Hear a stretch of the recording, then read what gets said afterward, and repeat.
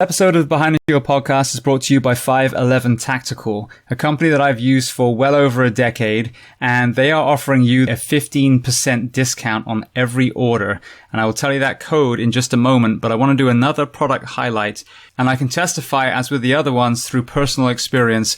I wore a 511 uniform way back when I worked for Anaheim Fire in California, so we're talking 13 years ago, and I know for a fact that some of my brothers and sisters I work with still wear some of the clothes that they were given when I was hired there. So some of the job shirts, jackets, and this really kind of resonated with me because I realized so many of the departments I've worked at, there are men and women with lockers crammed with old, worn, frayed uniform.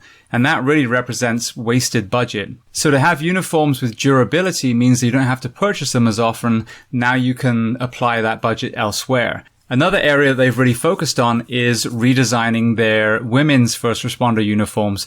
I am a skinny 6 foot tall man, and some of these uniforms I'm issued literally hang off me like a trash bag, and I can imagine it's even worse being a female first responder. So they have really taken that into account and redesigned the cuts so they're far more flattering to the female firefighter, first responder, medic, etc. On top of that, several departments I work for have gone from job shirts to polo shirts. 511 has those. And then to underline a product I've already talked about, they have the footwear. I wore the CST slip-on boot for a long time from 511.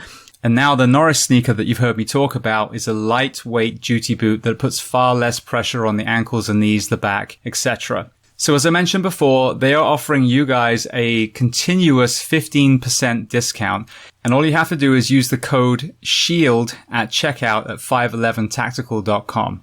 So once again, code SHIELD at 511tactical.com. This episode is sponsored by LifeAid. Now, LifeAid has several products, one of which I want to highlight because it's so pertinent to you, the sleep-deprived audience. Their product, Focus Aid, is a healthy alternative to the energy drinks that I see so many of us relying on because we are exhausted. There's no other way of putting it.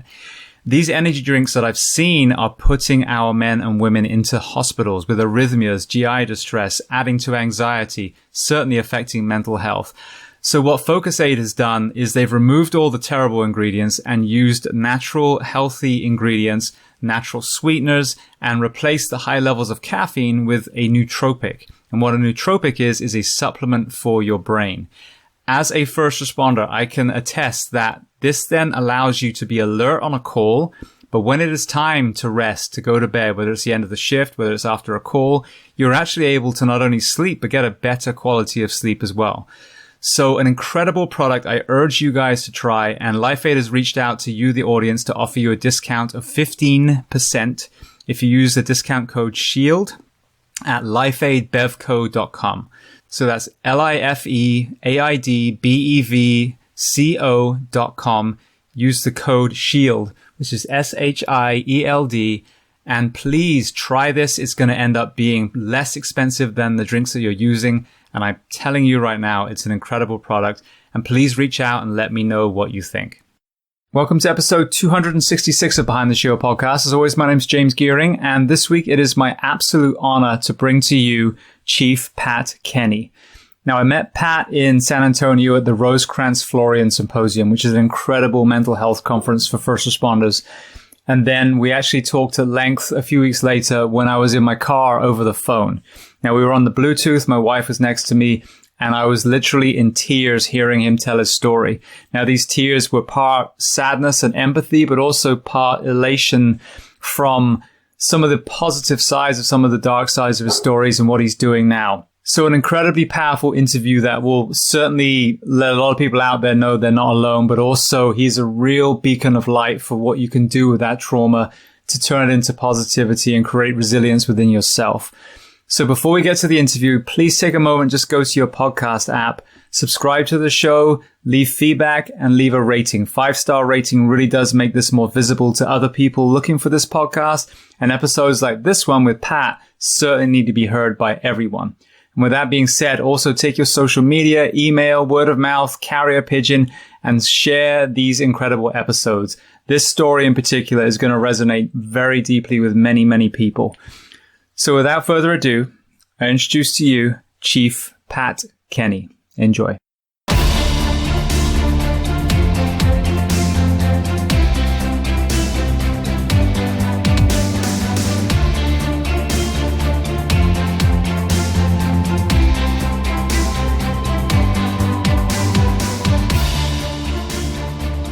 So Pat, welcome to the Behind the Sheld podcast. Well, thanks very much, James. I look forward to speaking to you and hopefully to provide some information, maybe even just some hope for people who are out there that are struggling in areas dealing with mental health, either their own or in their own organizations or families. Well, thank you so much. I mean, your story is incredibly powerful, and obviously as a veteran of this service as well, I think there's going to be a lot of information for people to take from this. First question, where are we finding you on planet Earth today? So I'm the fire chief in Western Springs, Illinois. Western Springs is about 17 miles west of the city of Chicago. Brilliant. And going back to the very beginning then, so where were you born and what was your family dynamic? Okay, so I was born in the city of Chicago. Some people will laugh and say, you have an accent. They'll say, I have an accent too. You sound like a guy from the south side of Chicago. And that's true. I grew up around Midway Airport there, very Irish Catholic family. Both my mom and dad were born in Ireland. Actually lived about 15 miles apart from each other in Ireland. Never met there. Met at a dance in Chicago. Both were travelers to the United States with the intention to send money back to help out their families at home. Only child, which sounds completely contradiction to an Irish Catholic family. It does. I think that my parents were like, okay, one's enough when we've had you, but they actually had me later in life, especially at that point. So I grew up on the South Side. I always joke about there were 3 pictures in our living room. There was a picture of John F. Kennedy. There was a picture of the Pope. And there was a picture of the original Mayor Daley.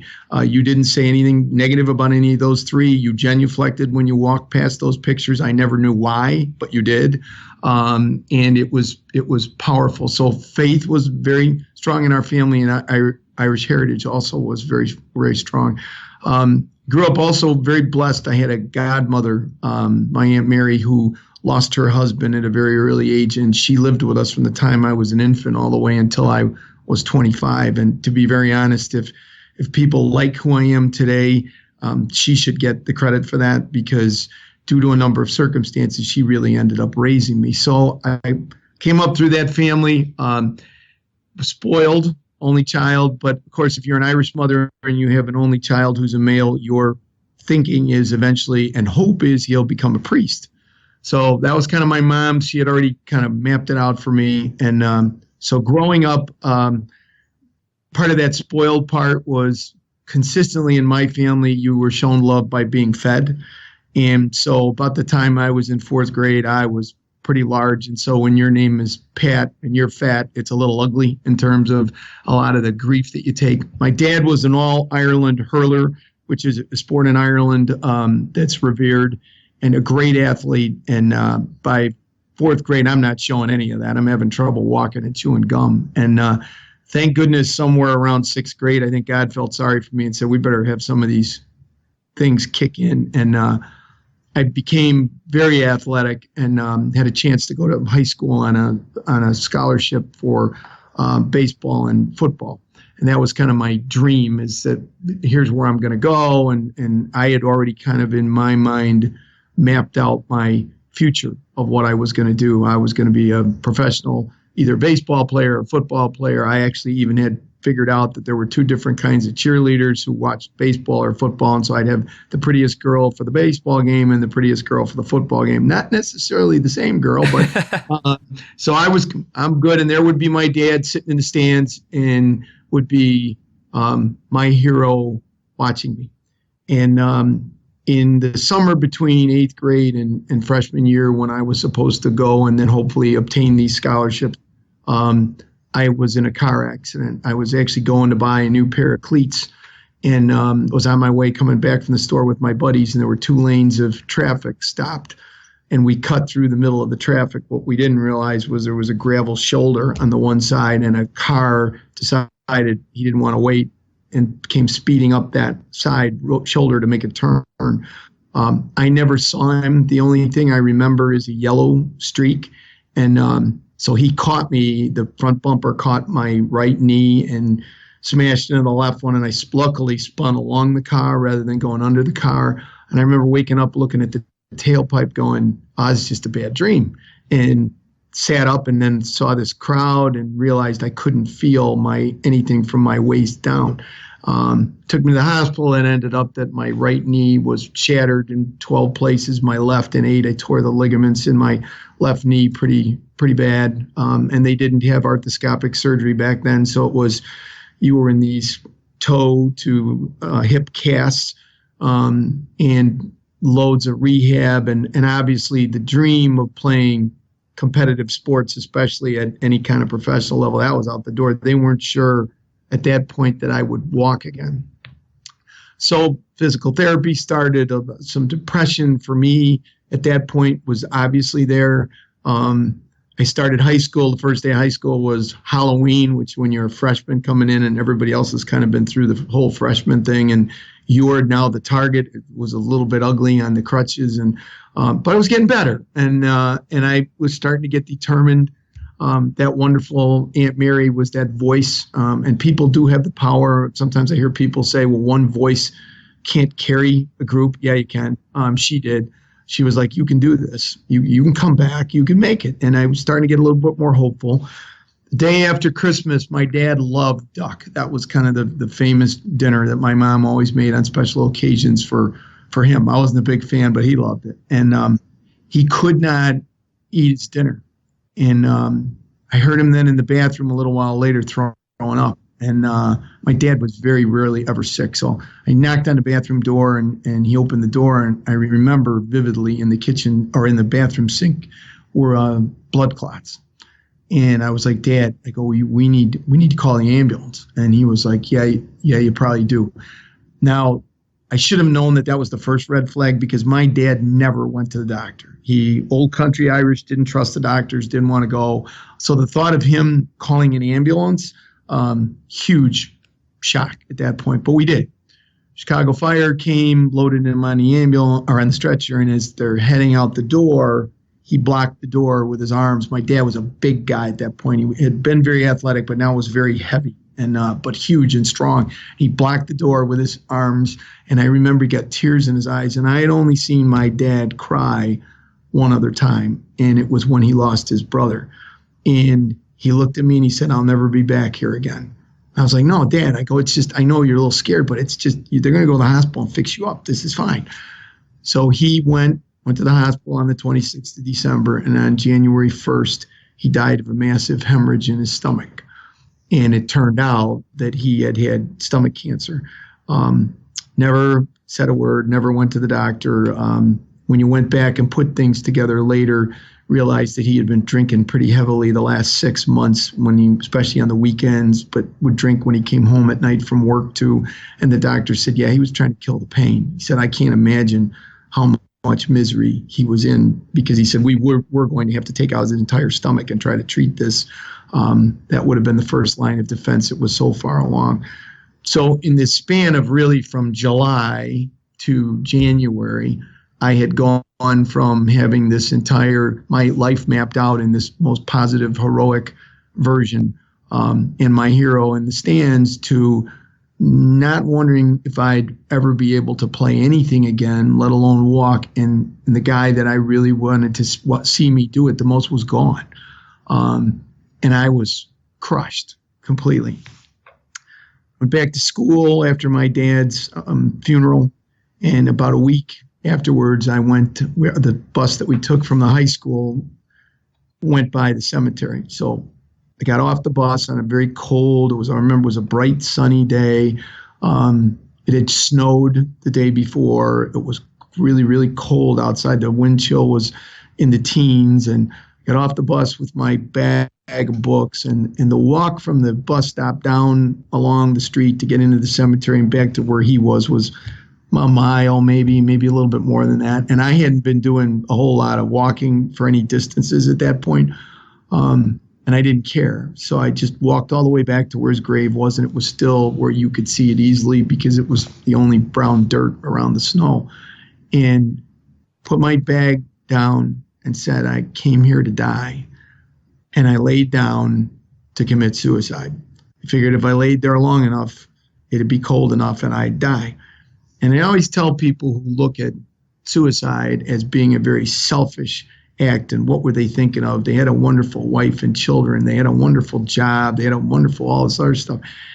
I can just tell you, standing back now as a parent and a spouse, to think that I could lose my spouse unexpectedly in a 5-day period and then maybe 2 weeks later have my kid, my only child, kill themselves, the devastation that that would do. But I can honestly tell you that was never on my radar, not even a thought. All I thought was, I'm in this incredible pain. My life is nothing but black with no hope.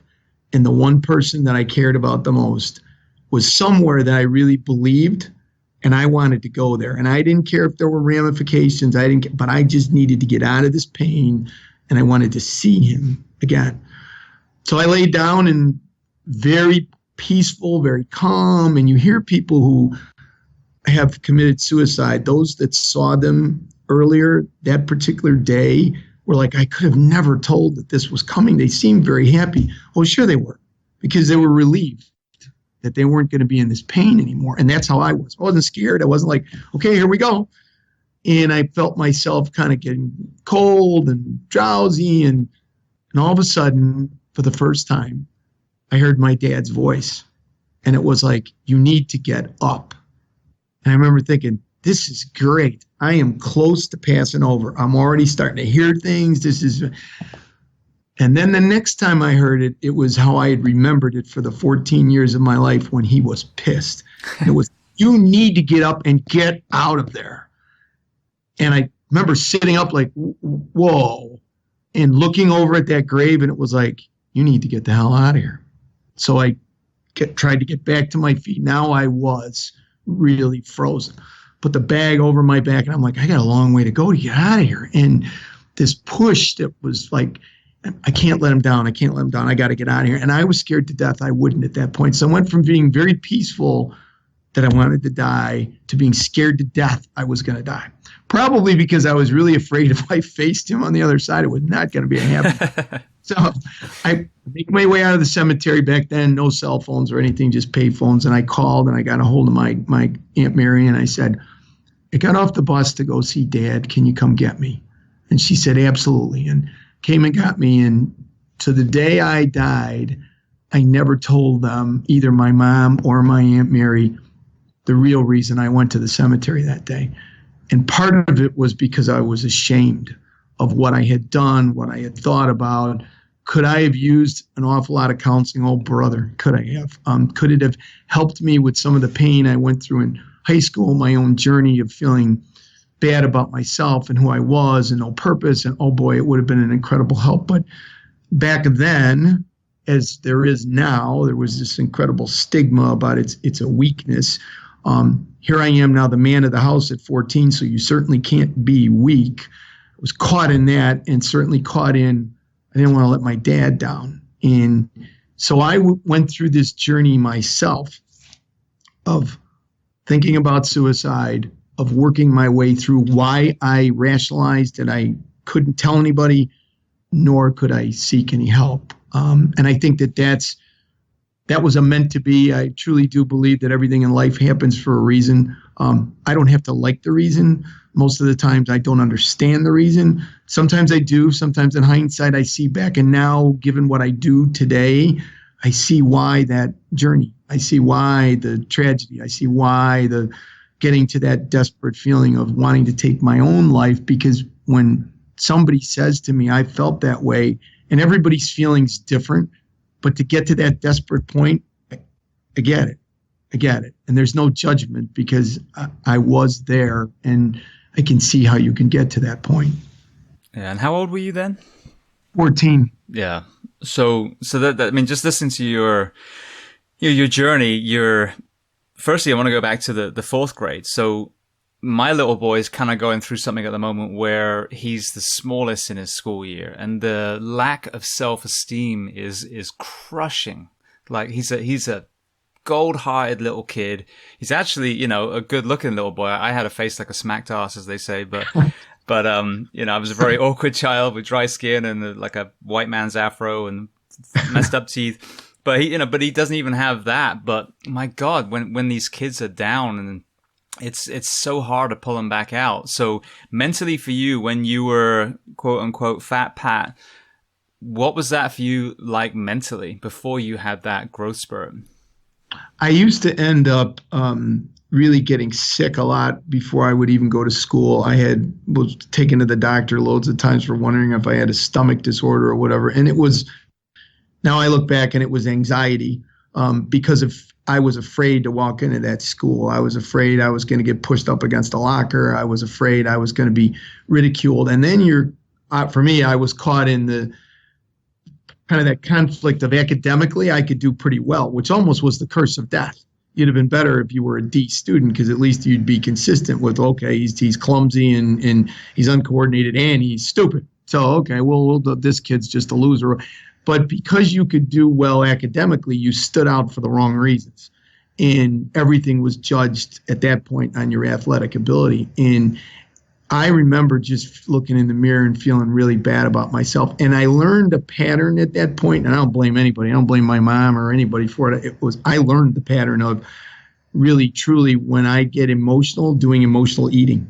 And I think that just really contributed to getting bigger and bigger and bigger. It was like, okay, I'd come home and I could eat your dinner, my dinner, the neighbor's dinner. It didn't matter. And it wasn't to eat to be full. I think it was eat to be comforted. It wasn't until the cycle switched that I was getting support and getting respect from my peers that all of a sudden I didn't need that as much. I can tell you, however, to this day, I'm 62, to this day, when I'm under stress, everything you could put in front of me tastes tremendous, even something I can't stand. And that's when my red light goes on and go, whoa, what is going on with you? That's one of my own self-indicators now. Yeah. I mean, you see, I think that's a big part of the obesity epidemic that we have at the moment, is that emotional attachment to food. You know, if we're happy and we're celebrating, let's go out and get dinner. If you're sad and commiserating, let's go get ice cream and, you know, whatever your alcohol of choice is. And I think that that's a very underestimated thing for us and children. And it drives me crazy that then when, you know, in our schools, that even though we're aware of all the health, you know, issues, especially, you know, you and I in the profession that we're in, that we're still, the options for these kids in these schools are still so bad. So, you know, we're just accelerating this process, where I would assume that at least when you were younger, it was probably a lot more natural type food, and probably the dinner ladies were actually cooking it instead of the processed crap that these kids have these days. Yeah, correct. Your mom made your lunch to take to school. And for a lot of us that when we went to school, lived close enough from school that you came home and got a regular meal at lunchtime. And so it wasn't the same. Grab a candy bar here, or grab this here and keep you going. It was like, yeah, you were supposed to sit down and eat a real meal. That's true. Yeah.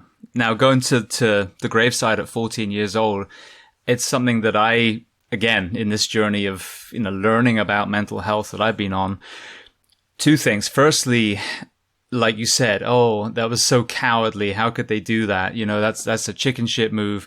And you start speaking to these men and women that have been literally either about to, or like in Kevin Hines, who I had on, has actually done it. He just survived jumping off the Golden Gate Bridge. And the feeling that they're a burden as well. So it's a selfless thing in their mind. You know, you got the, like you said, the darkness, that just absolute misery. But then there's also that my family will be better off without me. And that's the thing I think that's very misunderstood by a lot of people, is it's not a cowardly thing. They truly think they're doing something good for their family. Obviously, the reality is it's the polar opposite. Agreed. And the light bulb went on for me. I was fortunate to hear a lecture by Dr. Thomas Joyner, and he said there's two psychological states that have to occur simultaneously to really put you into peril for suicide. And that is that you feel like you don't belong and you feel like you're a burden. And the final part is the ability to actually take your life. And he said that's the scary part about first responders, is you all took an oath that if there is a life to be saved, you're willing to put your life on the line. You're going to fight against that instinct that I'm the most primary. He said then you get those other two states, and if they occur together, you've got the trifecta. And you really are now right on the precipice of being able to take your life. And there's no question about that. I think in talking that's a consistent theme with people who have gotten to a point where it's like, I didn't successfully go through, But I really did feel sincerely like, well, they'll be better off without me, whether it's looking at it financially, well, there's an insurance policy and that'll take care of them. And instead of us paying all these bills to try and deal with my mental health, they now are going to have a lump sum of money, or it's the emotional impact that it takes in you. You know, they're not going to have to worry about that phone call anymore. And they're not going to have to worry if they walk in my room, if I overslept, did I overdose it. It gives them some peace. And it truly is, the people that I've read about and some of the people that I've talked to, you realize that there's a tremendous love in their heart. It's just they don't love themselves. And that's the hardest part. What we see on the outside about those people, of their talent and their beauty and the things that God gave them gifts to bring to this earth, they don't see any of those. They look in that mirror and they see nothing but pain and suffering and ugliness. And so if you can put yourself in their shoes just to try for a second, you can see where it'd be like, I don't want to look at this anymore, and I don't want to force the people I love to look at this anymore. And I think that's right on the button. That's where it goes. Yeah, and you said about that third element, what terrifies me as well is you take a mentally healthy person up onto a 10-story building and then get them close to the edge. There is that giant invisible hand that's pushing you back. Like, what the fuck are you doing? Right. Get back from the edge of this building. And I think that, obviously the depression side is one thing, but with our community, with, so many of these men and women out there, the sleep deprivation, when you introduce that, and that appears to me like it breaks down that invisible hand, where now that resistance to it, that innate physiological thing that we have, the desire to reproduce and then thrive so we can protect our offspring and, live a full life. I think that's what humans are supposed to do. That protective mechanism is just broken down. And that's what terrifies me, is we've created an environment of these men and women that are already seeing trauma that they have to process, but then we're putting them in an environment that's setting them up for failure, both physically and mentally. Yeah, I think the environmental and preparing them is such a critical factor, because for any of us, if you think about when you're really overtired, you ended up on a long trip for a vacation, take something positive, and you ended up with some flight delays or whatever.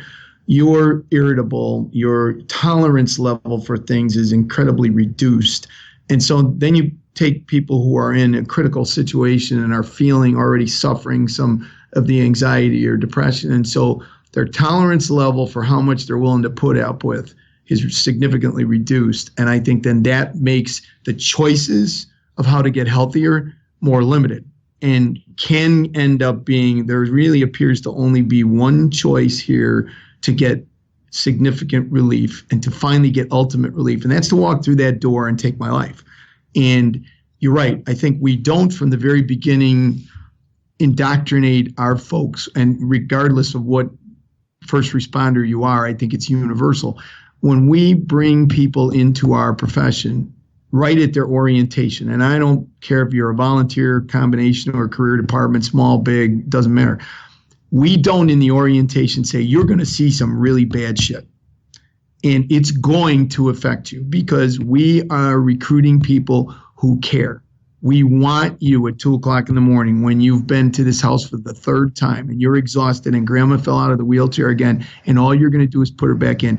It's okay to be pissed on the way to this call. It is not okay to be pissed once you clear that threshold. That's your grandmother, and that's how we want you to act. And then all of a sudden they go to that call and they end up that this happens to be the time that, no, she's not alive anymore. And they've lost her. And I've talked to crews that were like, yeah, it used to be a pain to go to this house. And then I felt genuinely really bad when she passed. But we don't talk about that in the orientation. We don't talk about the fact that you're going to see burn victims. We don't talk about the fact your children are going to lose their lives and you're going to have to look at their parents and go, I couldn't do anything. I was helpless. And that's always been my big analogy that I use, is when you start in this vocation, you get a cape.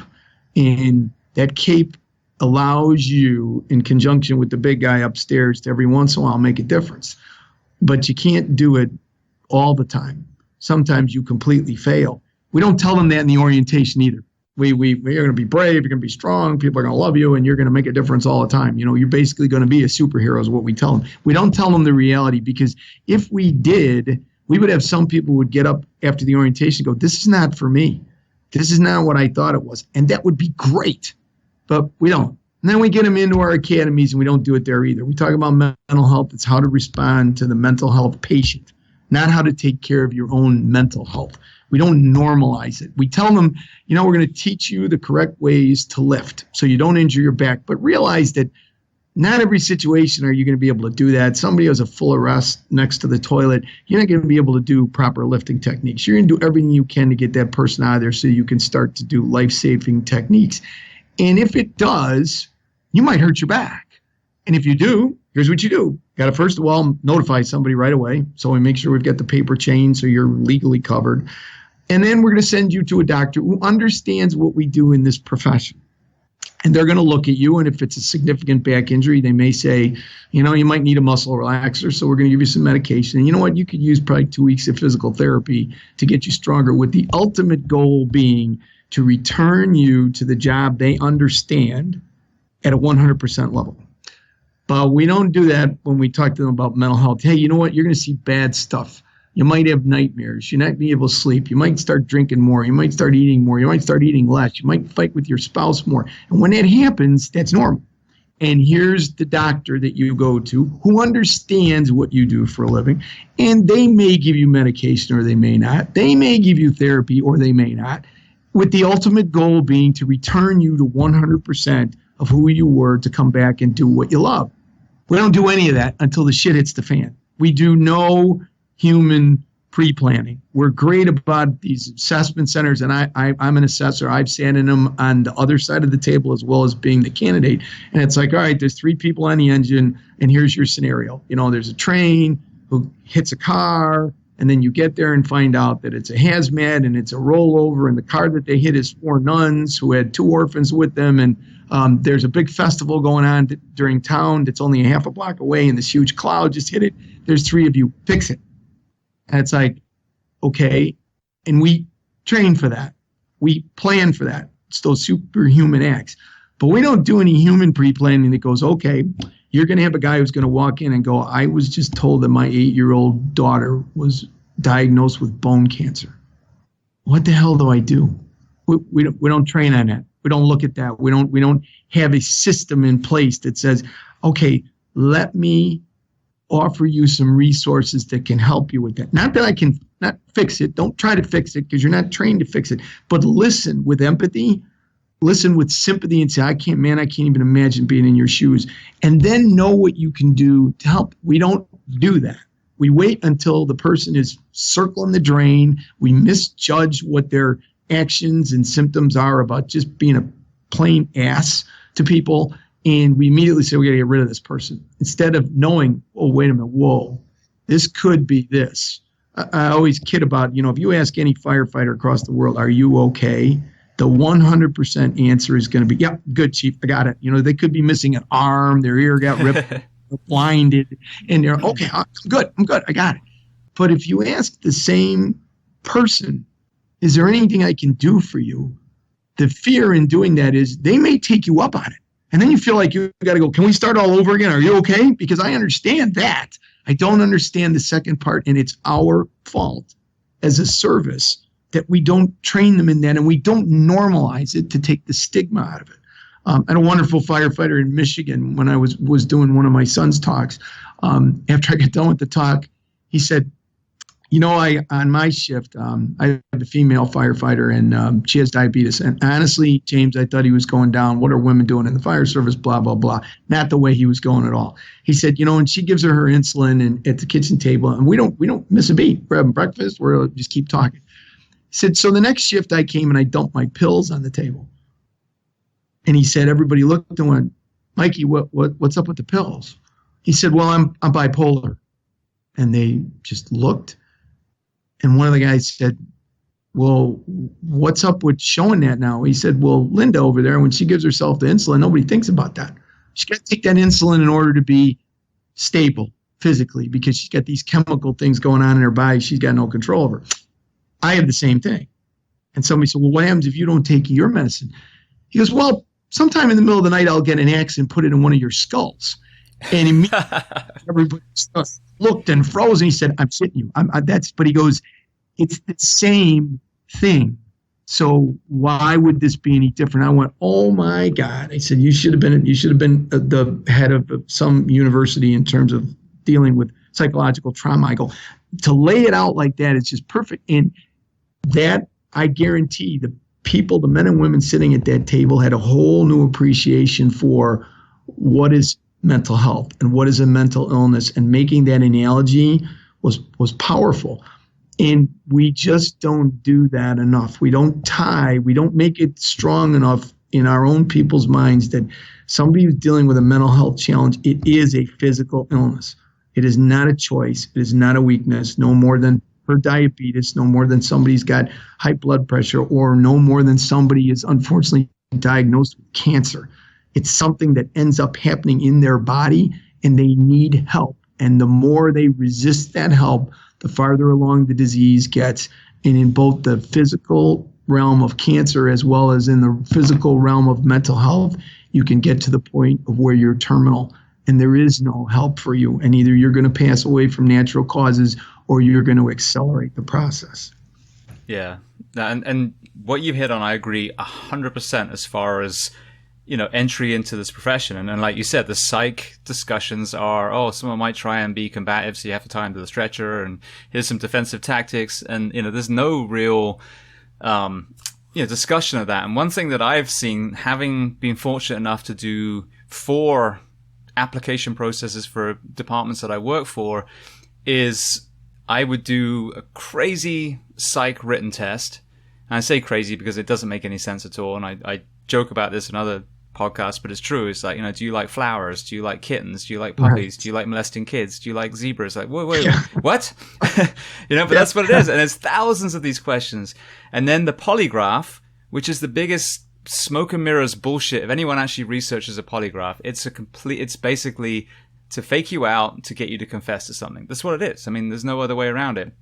And you take the money from those 2 ridiculous tests and you put that same money into everyone that you have said, okay, I think this is someone we want to hire, and you put them through 3-5 counseling sessions during orientation, academy, whatever it is. So firstly, you get to offload trauma, because it's Pat coming in who lost his dad, almost took his own life at a graveside. You're bringing in that trauma before you put that badge on your chest. I've got people on here that have been molested as kids, grew up in drug houses, alcoholism. I mean, all these things. So you're offloading stuff at the front door, and you're now creating a rapport, exactly like you said, with a counselor who gets us. So there's never the question like, who am I going to talk to? I know who I'm going to talk to. Mrs. Stevens, the lady that I, spoke to when I first got hired. And that, I think, is, literally, I don't see how the budget would be any different. If you're paying someone to do a polygraph and an entire psych evaluation, turn that into just 3 or 4 counseling sessions. So you have that rapport at the front door. And then as a recipient, you realize that that's normalized. Like from day one, if you need to speak to someone, you have this connection now.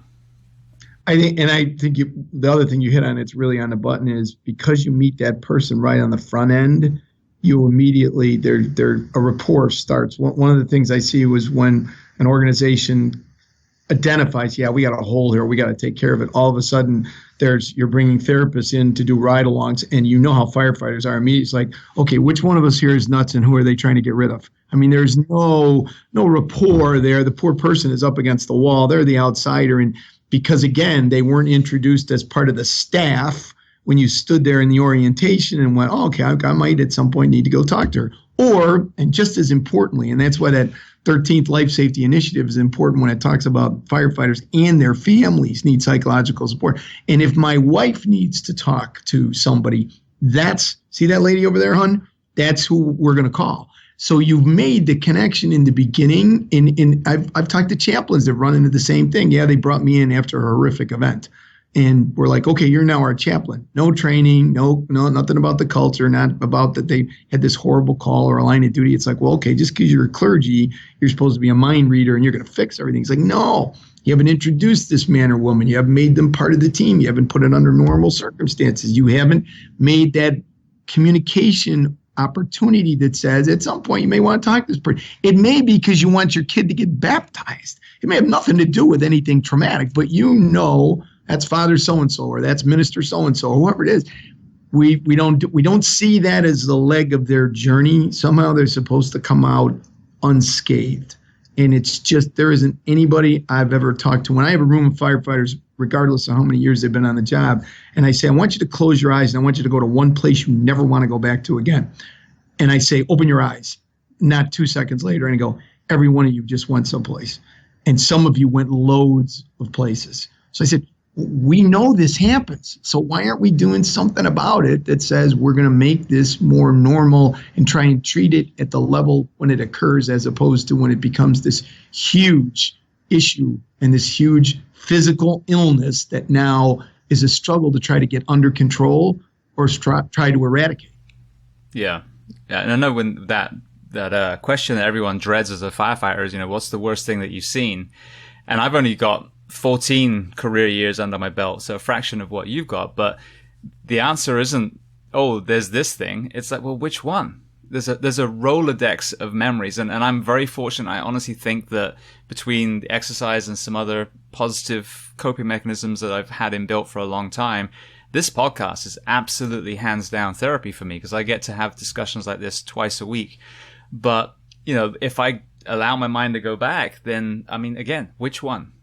Be more specific. Tell me what you want to, hear about horrific with children, with, with burns, with decapitations, and I'll give you, answers for all of those.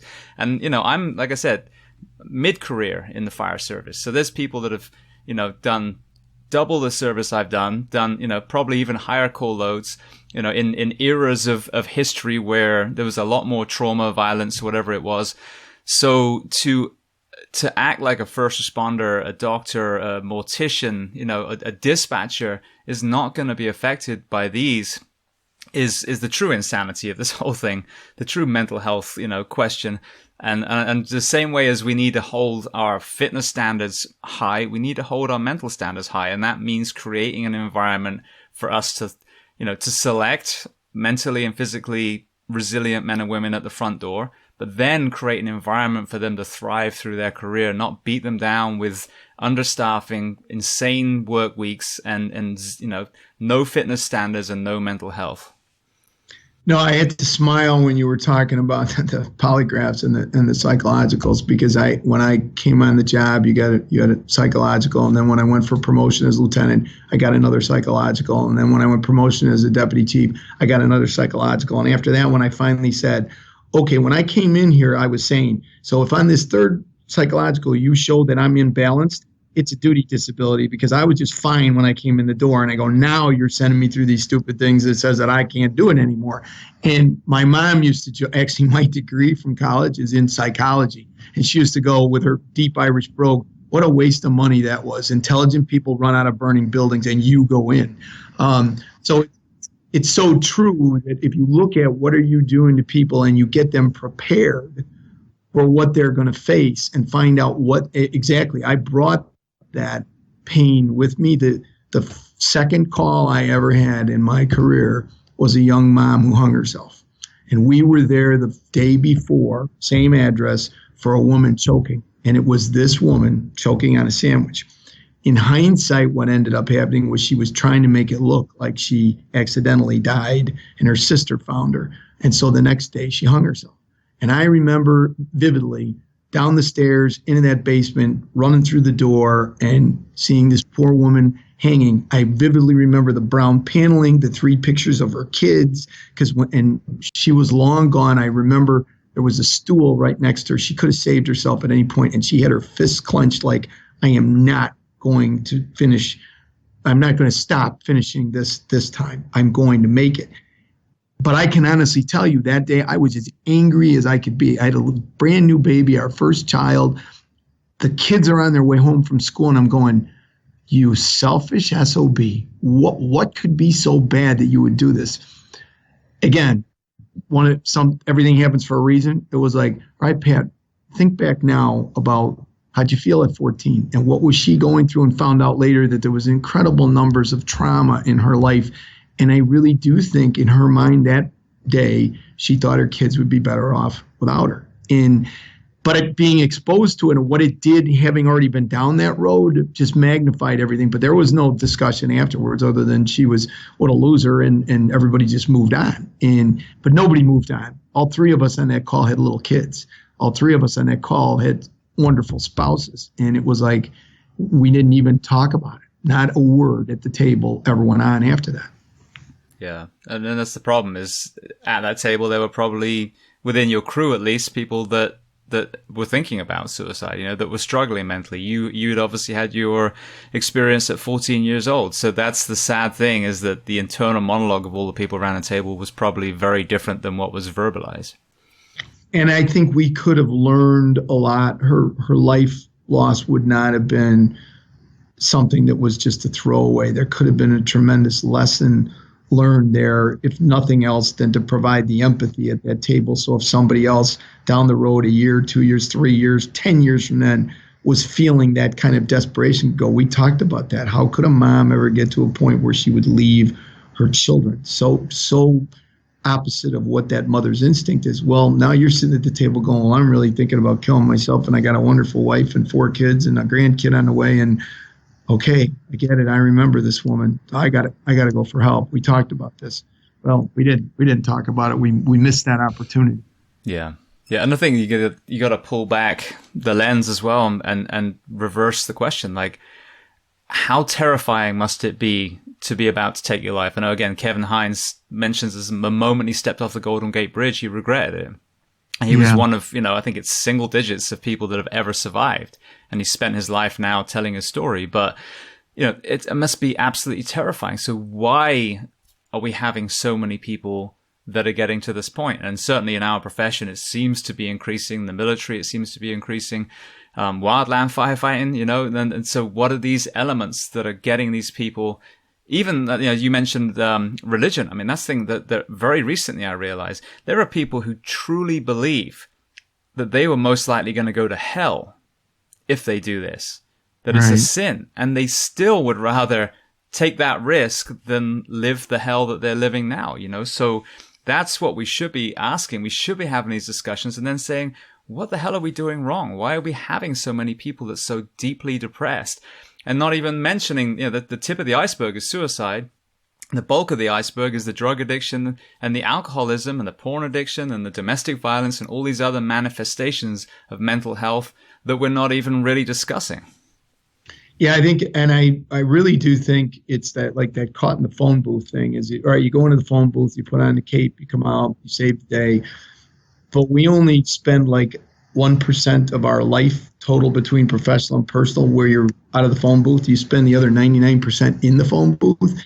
And we don't talk about those coping skills at all. We're really expecting our folks to be like made of concrete. And you're always going to be successful. You're going to be successful in this department. You're going to be successful in your personal life. You're not going to have anybody who's ever been married realizes that it is work. It's not what you see in a movie. If you have a successful relationship, there are bumps in the road that you have to both be committed to work through. It's the same thing in your career. Something you love, just like you love your spouse, you are going to go through bumps. And what's the communication chain in order to be able to work through that? Every freaking line of duty death report that you read, the number one issue always that's cited, I don't care what it is, talks about communication. And yet when we get to this topic, we shut it down. We turn off the frequency. We don't even turn the damn radio on. We're not going down this road. And I really believe it's not because the leadership, the fire service in general doesn't care. It's because it scares the hell out of us and we haven't looked into it enough to know what to do. So instead we look the other way going, it'll go away. It'll go away. It's like, no, it's constantly following you. And eventually that hammer it's got gets bigger and bigger and it can crush you. And as leaders, when you talk about everyone goes home, never leave a brother or sister, we have to widen what that definition means. And you talk about physical fitness earlier, and you're absolutely right on the button, is we now realize how important it is to do physical fitness. To what level you can do it in your organization, whatever, you got to do something. Something's better than nothing.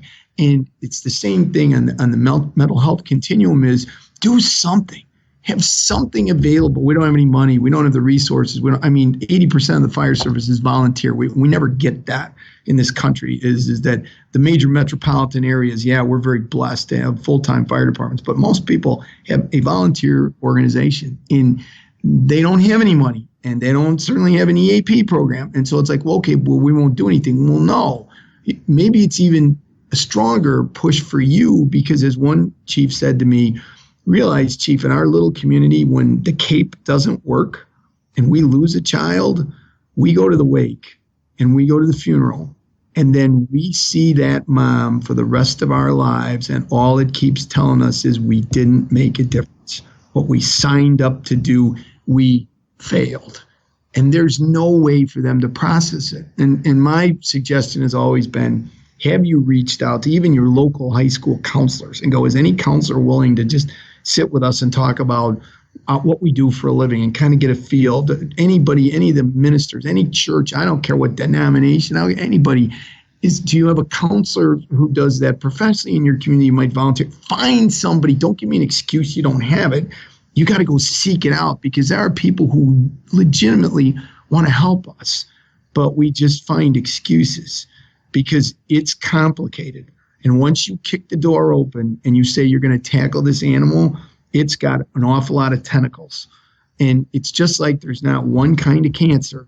There's not one kind of mental health challenge. And so trying to provide the best you can, nobody's ever going to have the perfect model. You can do everything 100% correct for your people, for your kids, for your spouse, for you, and can still end up taking your life. That people need to know that happens. There are people with terminal mental illnesses, but you can make a difference. You can. I use a movie clip when I'm talking sometimes, and I am kind of a sucker for sappy movies and especially sports movies, and I use a clip from The Natural. And the whole story is about a guy who makes a bad decision, a tremendous athlete, and has to pay for it and almost loses his dream.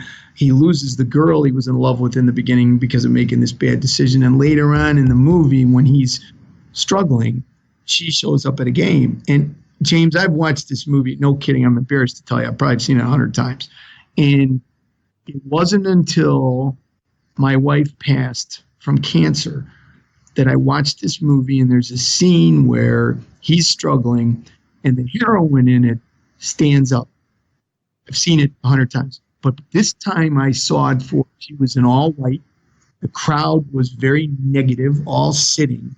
There was this bright light behind her like she was an angel. And he looks back into the stands kind of distracted and sees her, doesn't recognize who it is, but just sees this silhouette of this one single person standing in this halo.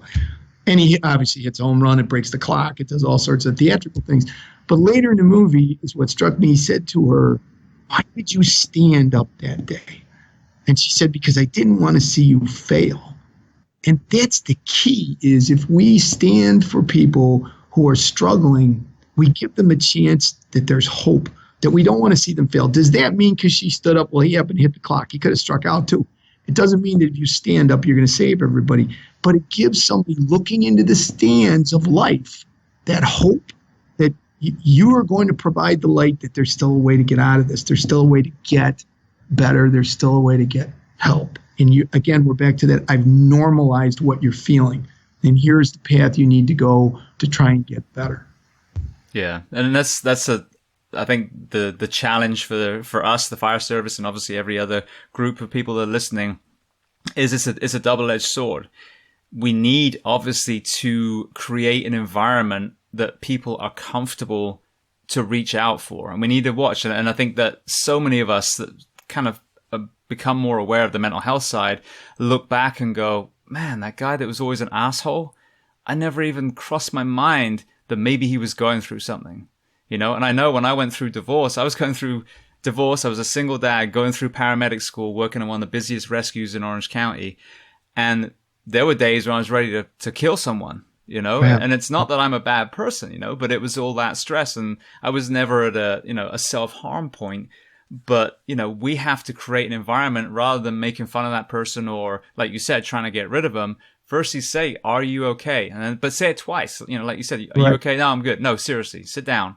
Here's what I've been going through recently. open the door, be vulnerable, and then hopefully they will reach out. And then the other side is obviously then in that environment, the people hurting also have to have the courage to reach out as well. But those go hand in hand, and without one, you're never going to get the other.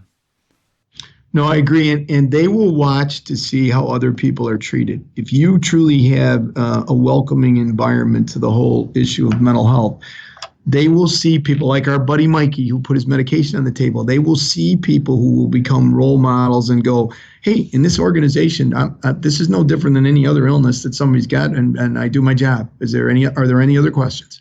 And they then will be encouraged to go, okay, there aren't these ramifications that people like to make up about you'll never get promoted, people will find out, you'll get drummed off the job. Instead, it's like, no, I need to do something about this now because I don't want to get to that point down the road where I am so angry. And a great example you gave, and I appreciate you sharing that about your own journey, is when I've done my son's talk, a number of times I'll have people come up afterwards, and literally just had one happen recently where a chief said to me, I've got a guy up on charges and I was getting ready to can because he's just had been a pain in our ass for the last 10 years. And he goes, I now realize from what you've said that I think he's just got a lot of demons he's struggling with. And if nothing else, we're going to try first. And if it turns out that he is just a cancer and shouldn't be here, then I'll go through with what I want to. But he goes, I was going to do that without doing any more of the homework. And I need to do more homework. And so I think you're absolutely right, is we don't look beyond the surface because we don't understand what's underneath the surface, and it scares us to death. So we don't take the lid off. We just take the whole can and throw it in the garbage and move on. It's like we lose so many people that way. I think good people in the service. And sometimes when you throw that can away, the person then throws their life away. And we haven't looked enough and hard enough about how do we try to keep people in our own service who have these illnesses and are still incredibly productive and powerful parts of our profession. Yeah, and I talk about this a lot with the diamond, the drill ground. When you have the orientation, when your new hires are standing there, they are mentally and physically resilient men and women, all in all, like you said, apart from the turd that got in, but the rest of them. But, fast forward 10 years, they say that some of them are obese. Some of them, like you said, are crabby as hell. Well, did they walk in that first day and said, I'm gonna work for 2-3 years and then just start to be an asshole? No. Right. So there's obviously an effect of this job. Some people just are lucky enough to have that environment. For me, I always say this, I had a blimmin' idyllic childhood. My parents got divorced when I was 18, so I got to go through my entire childhood first without, having to deal with that. But I grew up on a farm in England, my dad was a veterinarian. I got to see, had compassion with animals and all these amazing things. So my entry in there really didn't bring much trauma with it at all, but again, the other guy that maybe had prior military service, maybe, again, he lost his father, whatever it was, it might take a few years for that to manifest when you add on the sleep deprivation, the things that we start seeing. And so physically, we need to understand this person just didn't want to get fat, and mentally it's the same thing. These are warning signs for us to go, firstly, these people need help. And secondly, is our environment creating people, a condition for people to thrive? Or maybe should we look at the way we're doing things? Are we overworking our people? Is the understaffing affecting these people mentally, physically, and actually reverse engineer your department and say, how can we do this better? Because if you've got a bunch of people that after 10 years are falling apart physically and or mentally, then that's part of the machine that you got to look at too. It's funny. It just hit me, and I haven't thought of this story in a long time, but I did a talk in the UK, and I was just sitting around with a bunch of chiefs, leaders out there, and after I was done, they said, we check in on our folks. Literally, our company officer will sit around the table before they start and go, well, how's everybody doing? Where are we at? And if somebody's wife is very ill or is just coming off surgery or whatever, that person may not be driving that day. That they were slotted for that, but they're not going to drive that day because their head's not there. Or we may go, is your head here even enough to be here? And I looked at him, and I have to tell you, I looked at him and I said, so you do that every day for everybody who's sitting there? And He said, yeah, it's a 10-second check-in. I go, if you did that in the United States, if 4 guys on a shift decided it was a nice day to play golf, they might all have an issue. And all of a sudden they're on the tee somewhere. I go, it's different. But it doesn't need to be different. It's because we've set that up to go, well, no, it's not meant to be an excuse, and it's not meant to be a way to abuse the system. It's a way to use the system so that you are not put in a really difficult position of making a decision to come to work that day when you're not ready to protect yourself, the people you work with, or the people that you respond to. And I think that there is your guy who comes in very crabby, or the opposite, the guy who's normally very engaged and all of a sudden is kind of a recluse, doesn't talk to anybody, doesn't watch TV, doesn't, sitting on the upper ass floor by himself. He's just trying to make it through a 24-hour tour. Well, it shouldn't be that way. I mean, somebody comes in, they got 102 fever and are coughing all over the place, you send them home. Because you need some rest. You need some recovery. I appreciate you came here, but you need to go. We don't have somebody walk in and we see symptoms and do something about it. Because we don't know what the hell those symptoms mean. We haven't been trained in it. And so we become fearful, so we avoid it. And we let that person just kind of do their own thing. They're just having a bad day. Really? That's 6 months of a bad day.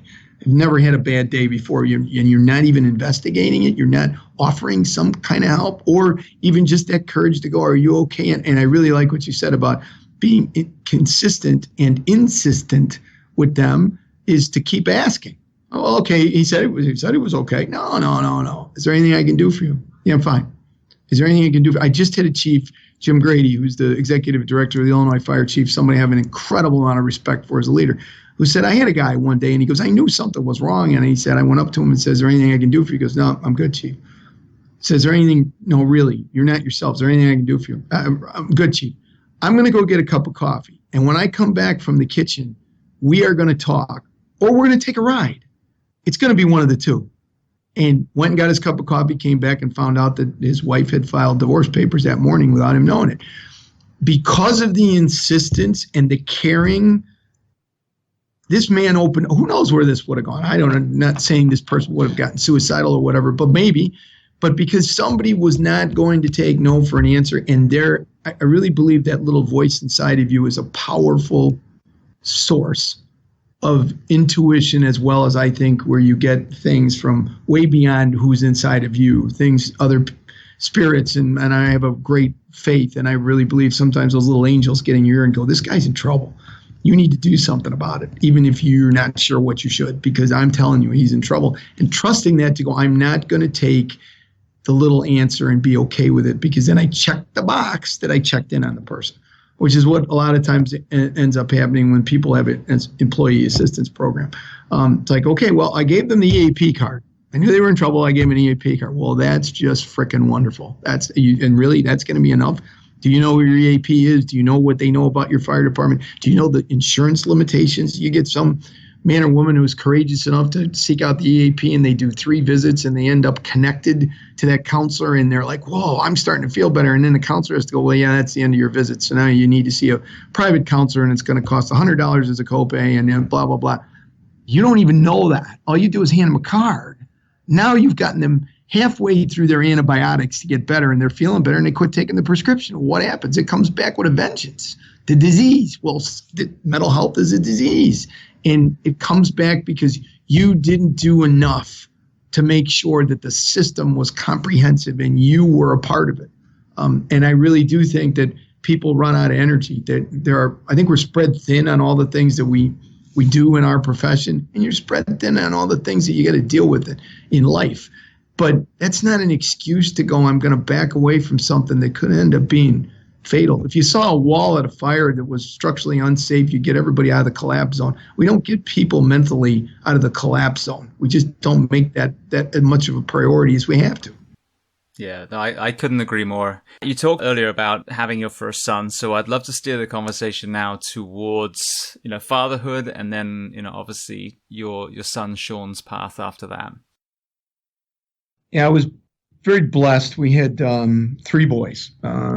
Brendan, Patrick, and Sean. No Anthony's in there, all the good Irish strong names. And Sean being my youngest, and definitely of the personality traits in the family, the one that I had envisioned being a firefighter. My oldest guy used to joke about the fact that he saw me be a fire chief. He's like, yeah, I don't really want to push papers for the rest of my life. So no, I don't really want to do that. My middle guy, incredible heart also, but said, yeah, blood makes me kind of nauseous, including my own. So I don't think I can do that. Sean was definitely the one that because of his heart and strength and character, that I thought, well, okay, if somebody's going to follow in my footsteps, it's going to be him. Well, at the age of 5, Sean was diagnosed with clinical depression. Now, I didn't know you could have depression at 5. I thought you could be upset about you didn't get a bowl of ice cream or you got grounded or whatever. But my wife, Eileen, who was always the smartest one in our pairing, she noticed that he was coloring everything in black, never used any other color crayons. Also back then, Velcro shoes were a big deal, and he literally, before he would go to kindergarten, would do each shoe 50 to 100 times. If you interrupted that cycle, he would have what I considered a temper tantrum. What we know now was an anxiety attack. So she took him to a psychiatrist.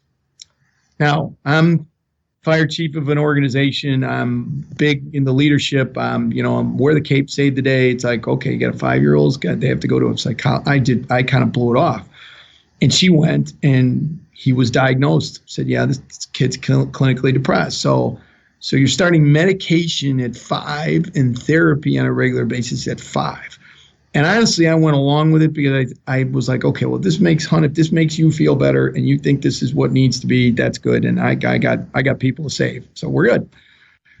It wasn't until junior high, which, as everybody knows, when you have children in junior high, with the hormonal change, it's a rough ride for everybody.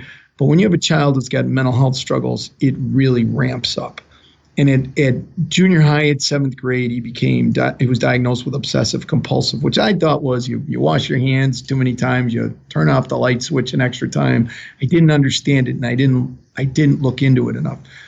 And what it turns out in Sean's case was that it was these incredibly intrusive thoughts would come into his mind. And so I found a journal that he wrote in which he was literally counting how many times he was taking a breath as he was learning all these algebra formulas. Now, if I tried to do that, I'd pass out. I wouldn't even be able to do it. And that's one of the misnomers about people who struggle with mental health challenges is they're dumb. It's like, no, they're incredibly intelligent people. They are people that just have this disease.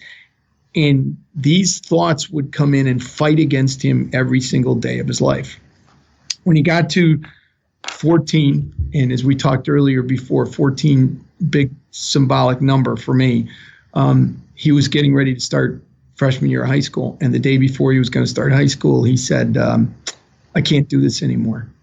And I was like, well, what do you mean you can't do it anymore? Your brothers are in the high school. Yeah, people are going to give you a hard time. And that kind of goes with being a freshman. And don't buy an elevator pass because there's no elevator. And my wife looked at me and said, be quiet. She said, what do you mean, Sean? And he said, I can't do this anymore. I don't want to live. Now, I, at that point, was the chief of a wonderful fire department that was a one-station career department. It was tiny enough that I knew everybody's significant other. I knew all their kids' birthdays, and our kids all grew up together. We had a hospital that was 4 blocks away. And normally when we would get a mental health call, it would be in the middle of the night. It would come in sounding like a cardiac. You'd get there and realize it was an anxiety attack. You would transport the patient. You would get to this hospital, and they had a certain set of elevators that you would use. You'd go up those elevators, the 4th floor. Person would get off the gurney. They'd go in a room, take off all their private clothes so they didn't have any shoelaces or belts, get put in a gown, and they would disappear behind this door. Then I felt like, okay, now they're in there with all the other losers. We'd go back, upset that we were out in the middle of the night, going to go home with little sleep, many working a second job, and move on. So I thought, okay, wait a minute. I know how to fix this. So I said, Sean, you realize if you're talking about that you're going to take your life, then I have a responsibility as your dad to take you to the hospital. And what they're going to do is they're going to put you in the hospital. Fully thinking that would scare him into, well, this wasn't that big of a deal. Instead, I got the first major learning lesson as a parent of what's not in the parent handbook. He looked at me and he said, I know, Dad, let's go, and got in the car and closed the door. And I remember standing in the front of the car like, oh my God, got in the car, drove to the hospital. We took those elevators, went up to the 4th floor. Sean disappeared into that room, came out in a gown, and he disappeared behind that door. Except, James, there was a difference in that door that day. For the first time in my life, the people behind that door weren't losers anymore, because my son was not a loser. And so I saw moms and doctors and lawyers and financial consultants and plumbers and people who just were ill, but they were people. They weren't losers. And I was sick to my stomach the whole way we drove home. And I don't think I was as sick to my stomach about the fact that I just put my 14-year-old kid in a psych ward as I was thinking of all those people in my career I had labeled up to that point, that I didn't understand that they were part of a family and they truly were ill. So we went all through high school, up and down, with various medications, all sorts of different types of therapies. You name it, Sean tried it, multiple suicide attempts. And now we're at the end of high school. And it's getting to senior year, and we're in January, and he comes to us and says, I need help. At this point, we are emotionally and financially bankrupt. And it's like, Sean, what the hell else kind of help could you need? We don't even know what to do for you anymore. And he said, taking drugs. And I remember reacting and going, you can't smoke that shit, because you know it affects the medication you're on. It can enhance it. It can reduce it. You can't do that. He said, well, I'm not doing that. I go, what do you mean you're not doing that? So I'm doing other stuff. What other stuff are you doing? Well, I'm doing coke and heroin. Now, everybody can say that their mom was the best mom ever in the world, and I'll agree with everybody for a tie, but nobody was a better mom than my wife. And they had an incredibly close relationship. She was the love of his life. And she had no clue. We lived in this tiny house. We bought a little bungalow that I eventually was hoping we'd upsize to a nicer house. Couldn't afford to do it because of all the struggles Sean had gone through. And so there was no hiding in that house. He was very close with his 2 brothers. Never saw it. Never saw it at all. I said, Sean, why? Why in the hell would you do that? He said, Dad, for just that little moment, I feel normal. I feel like I get some relief, but I'm here to tell you, I know I can't go through life like this, so I need help. So we sent him to a rehab center that did dual diagnosis, so they took care of the mental health along with the addiction. And in many cases, it's the chicken and the egg that many people self-medicate, and Sean was self-medicating to get away from those intrusive thoughts. So he went into a 90-day program. He was 18 years old. He was the oldest one in the adolescent wing, the only one that could sign himself out at any point. And there were multiple times he wanted to, but he didn't. And he became like the dad of the wing. And I remember them telling me one story of them bringing a child there where a mom did not tell the child she was bringing him to come in and end up in this institution. And you can imagine what occurred in the parking lot. And they literally sent Sean out to talk to this kid. And Sean talked him into coming into a place that Sean didn't want to be himself, but knew that there was benefits and that you could get better. And so he successfully completed the 90 days. And we thought, oh boy, maybe we got a new lease on life here. Maybe this what was needed was a cleansing of him, not only in terms of the addiction, but a cleansing of his mind. He came out, graduated with a B from his high school graduation, did not walk with his class because he did all of the last quarter of his classwork in rehab. Didn't care about walking with them, and I think was starting to already feel like I don't belong. We talked about that belonging before. I don't belong with that group. They can't even relate to what I'm doing. Tried junior college, and because of the obsessive compulsive would have the same period. Would take too many hours, would end up going full tilt, doing great, and then just bottom out, couldn't go to class. Working part-time jobs, worked regular hours, over hours, holiday hours, and all of a sudden couldn't keep the job. It was just a pattern. And another suicide attempt ensued. And finally, I had to have the conversation that I never thought I would ever have to have with any of my kids, and no training and no thought about, and said, Sean, unless you can promise me that you won't try to take your life again, you can't live here anymore. I go, I can't have mom find you. It would destroy her. I said, so look me in the eye and tell me this isn't going to happen again. And I can still picture his eyes and the sadness in his eyes. And he goes, I can't do that, Dad. I can't. So we looked for a group home for him to move into where they would provide education. There would be a counselor living there. They would monitor their meds, the whole 9 yards. And he didn't want to go in the worst way. He loved being in his house. He loved being with his mom. We were scheduled to go away for our 25th wedding anniversary, and it was the first time that we were actually going to be able to go away. We were going to go to Hawaii. And he knew, and we knew it was contingent on him getting into this group home. And it looked like it was all set. We're in the middle of December, everything's fine. And all of a sudden, with a week to go, they went, no, it's not going to fly. We don't have an opening, so it'll be for a while, which would have canceled our trip. He went, and back then, this is in the 90s, early 90s, he went, got his brother to take him to the store, went, got a home fax machine, set it up, faxed a letter to the doctor saying, I need clearance and I need you to make this a priority to get me into this group home. Got a letter back from the doctor. This is during the holidays. Back from the doctor. Sent the letter to the group home. And all of a sudden, we get confirmation, literally right as we're getting ready to go to the airport that, yeah, he'll be in tomorrow. We got him in. This is the kind of heart this kid had. So when you talk again about people with mental health struggles, they're like, well, they're bad people. They're bullshit. They're not. They're great people. And he was a great kid to go to this extreme, to go into something he didn't want to. So he goes into the group home. He's in there for about 3 months. And all of a sudden we get a call that he's missing. It's like, well, what do you mean he's missing? He was in your care. Well, we don't lock everybody down here. It's not a jail. And the following morning we get a call from the local hospital. We have your son here. We find he was found down, unconscious. We don't know how long he was down, but you need to get to the hospital right away. So my wife and I shot to the hospital and walked in, and I know that look. He was on a ventilator. He was gray. He was aspirating around the ventilator, and I'm like, oh my God, he's gone. And I remember going up and grabbing his hand. Sorry, I get a little emotional now. I remember going up and grabbing his hand and saying, hey, buddy, you fought really hard. It's time to go. Go. It's okay. Go someplace where it'll be safe. You just got to get out of here. My wife and I made the phone calls. You were handed the DNR papers. Do you want to sign these? Would you sign the organ donor? I mean, it was just a flurry of like 2 hours of hell.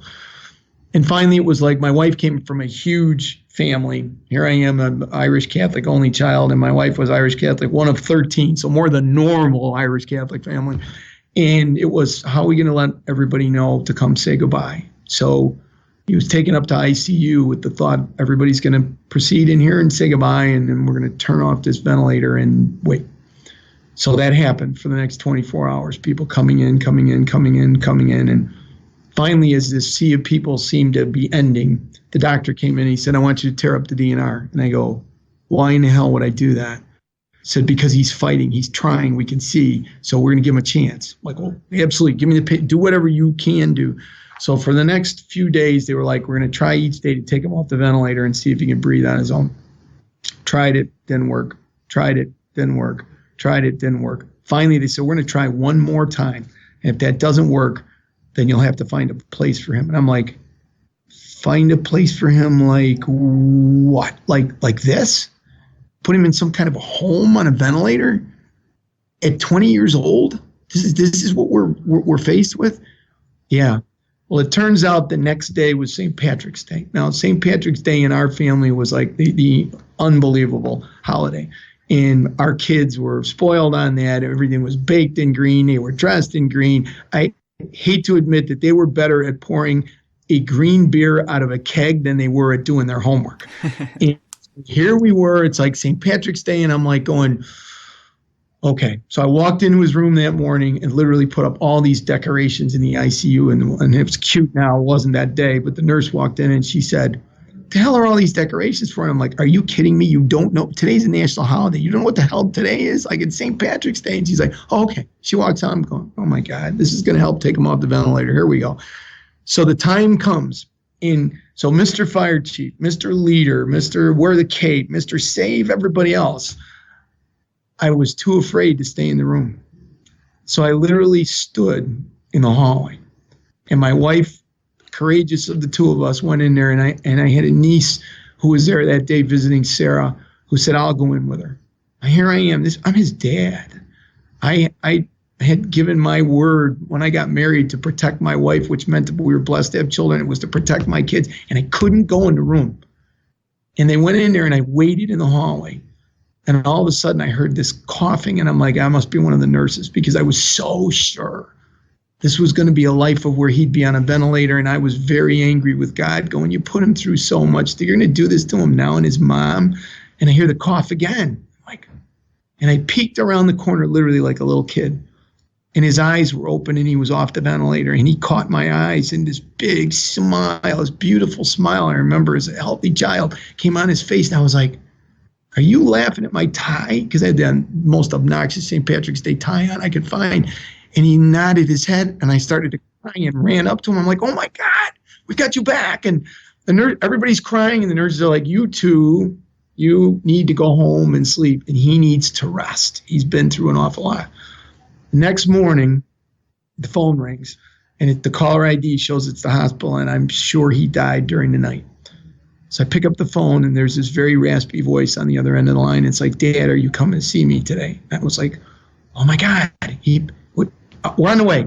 Shoot down there. We walk in, and we get into his room. He's very agitated. He's sitting on the edge of his bed, and he wants to talk. I'm like, Sean, I go, you've been on this ventilator. This thing's been down your throat. I go, relax. We got time now. Just sit back in the bed. Just let me hug you.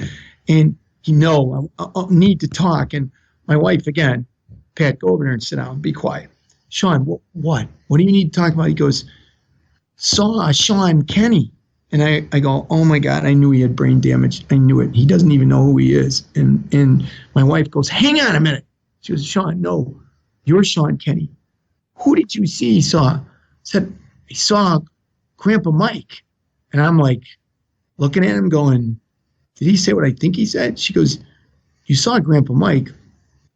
What do you mean you saw Grandpa Mike? He goes, looks just like Dad, but younger. Big hands, black curly hair. And she's like, now, Sean had never seen a picture of my dad in his prime like he described when he was a hurler. And that's exactly what he looked like. When I was a little boy, my dad was an engineer, and I remember walking with him, and his hands were huge, like 10 times the size of my hand, and feeling how cool this was to have this big hand engulf mine. And my wife said, did Grandpa Mike talk to you? He said, yeah, we sat on this concrete bench with all these advertisements behind it. Now, my dad never had a driver's license. We always took public transportation everywhere. Whenever I went anywhere with him, we took the bus, and we would sit on a concrete bench with advertisements behind it, waiting for the bus. Those things didn't even exist in Sean's lifetime. He never saw them. He never heard about them, and yet he described it in detail. And she said, what else did Grandpa Mike say to you? He said, tell Dad I'm sorry I had to leave him. Sorry. I had to leave him so early. Now, you can tell me 20-year-old drug addiction, oxygen deprivation, all the drugs they push to keep him alive that have messed with his brain. No 20-year-old kid knows what it feels like as a father if you had to leave your kid for whatever reason behind. And the emotion in his voice and the tears in his eyes, I could feel it. And at that point, I sat down because I was afraid I'd fall down. And she said, what else did Grandpa Mike say to you? He said, Sean, you need to go back. It's not your time. So I don't know, and maybe this is the most important message of this podcast for somebody listening out there.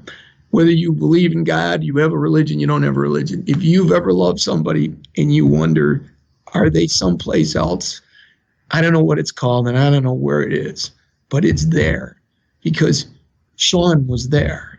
And that discussion he had with my dad was not a hallucination, nothing he could have retrieved from a memory bank of nothing that even was stored there. He saw my dad. And I'm like, oh my God, all those years of hoping he was watching me and still being my hero is like, he could see me. Like, okay, now I'm sure we are golden. Not only did he survive, but he saw my dad. He's going to be just fine. And it didn't work that way. He got worse. He had lost some hearing from being down. They tried, actually, that was in March and April. He was the first person to have this surgery where they put an implant in his chest with the hope of blocking some of the chemical impulses that would trigger things in the brain. And he just got worse. His voice would crack like he was going through puberty. And ironically, on Easter Sunday, he passed out in our home. and my wife was sure he had taken an overdose of something. And I remember running into the bathroom and holding him, and he can't hear me well because the hearing aid's not in. And I'm like, Sean, did you take something? And with these sad eyes, he looked at me and went, no, Dad, I didn't. And took him to the hospital, and they were like, no, he's clean. It's the device. So on June the 3rd of that year, he took his life. And people will always say to me, are you upset? Are you angry with him? Remember, I laid in that cemetery at 14. I watched what he went through. We took him to Mayo Clinic at one point the year before, so when he was 19, and spent out of our own pockets a week's worth of investigation physically and mentally of everything going on with him. At the end of the week, James, they said to us, he's terminal.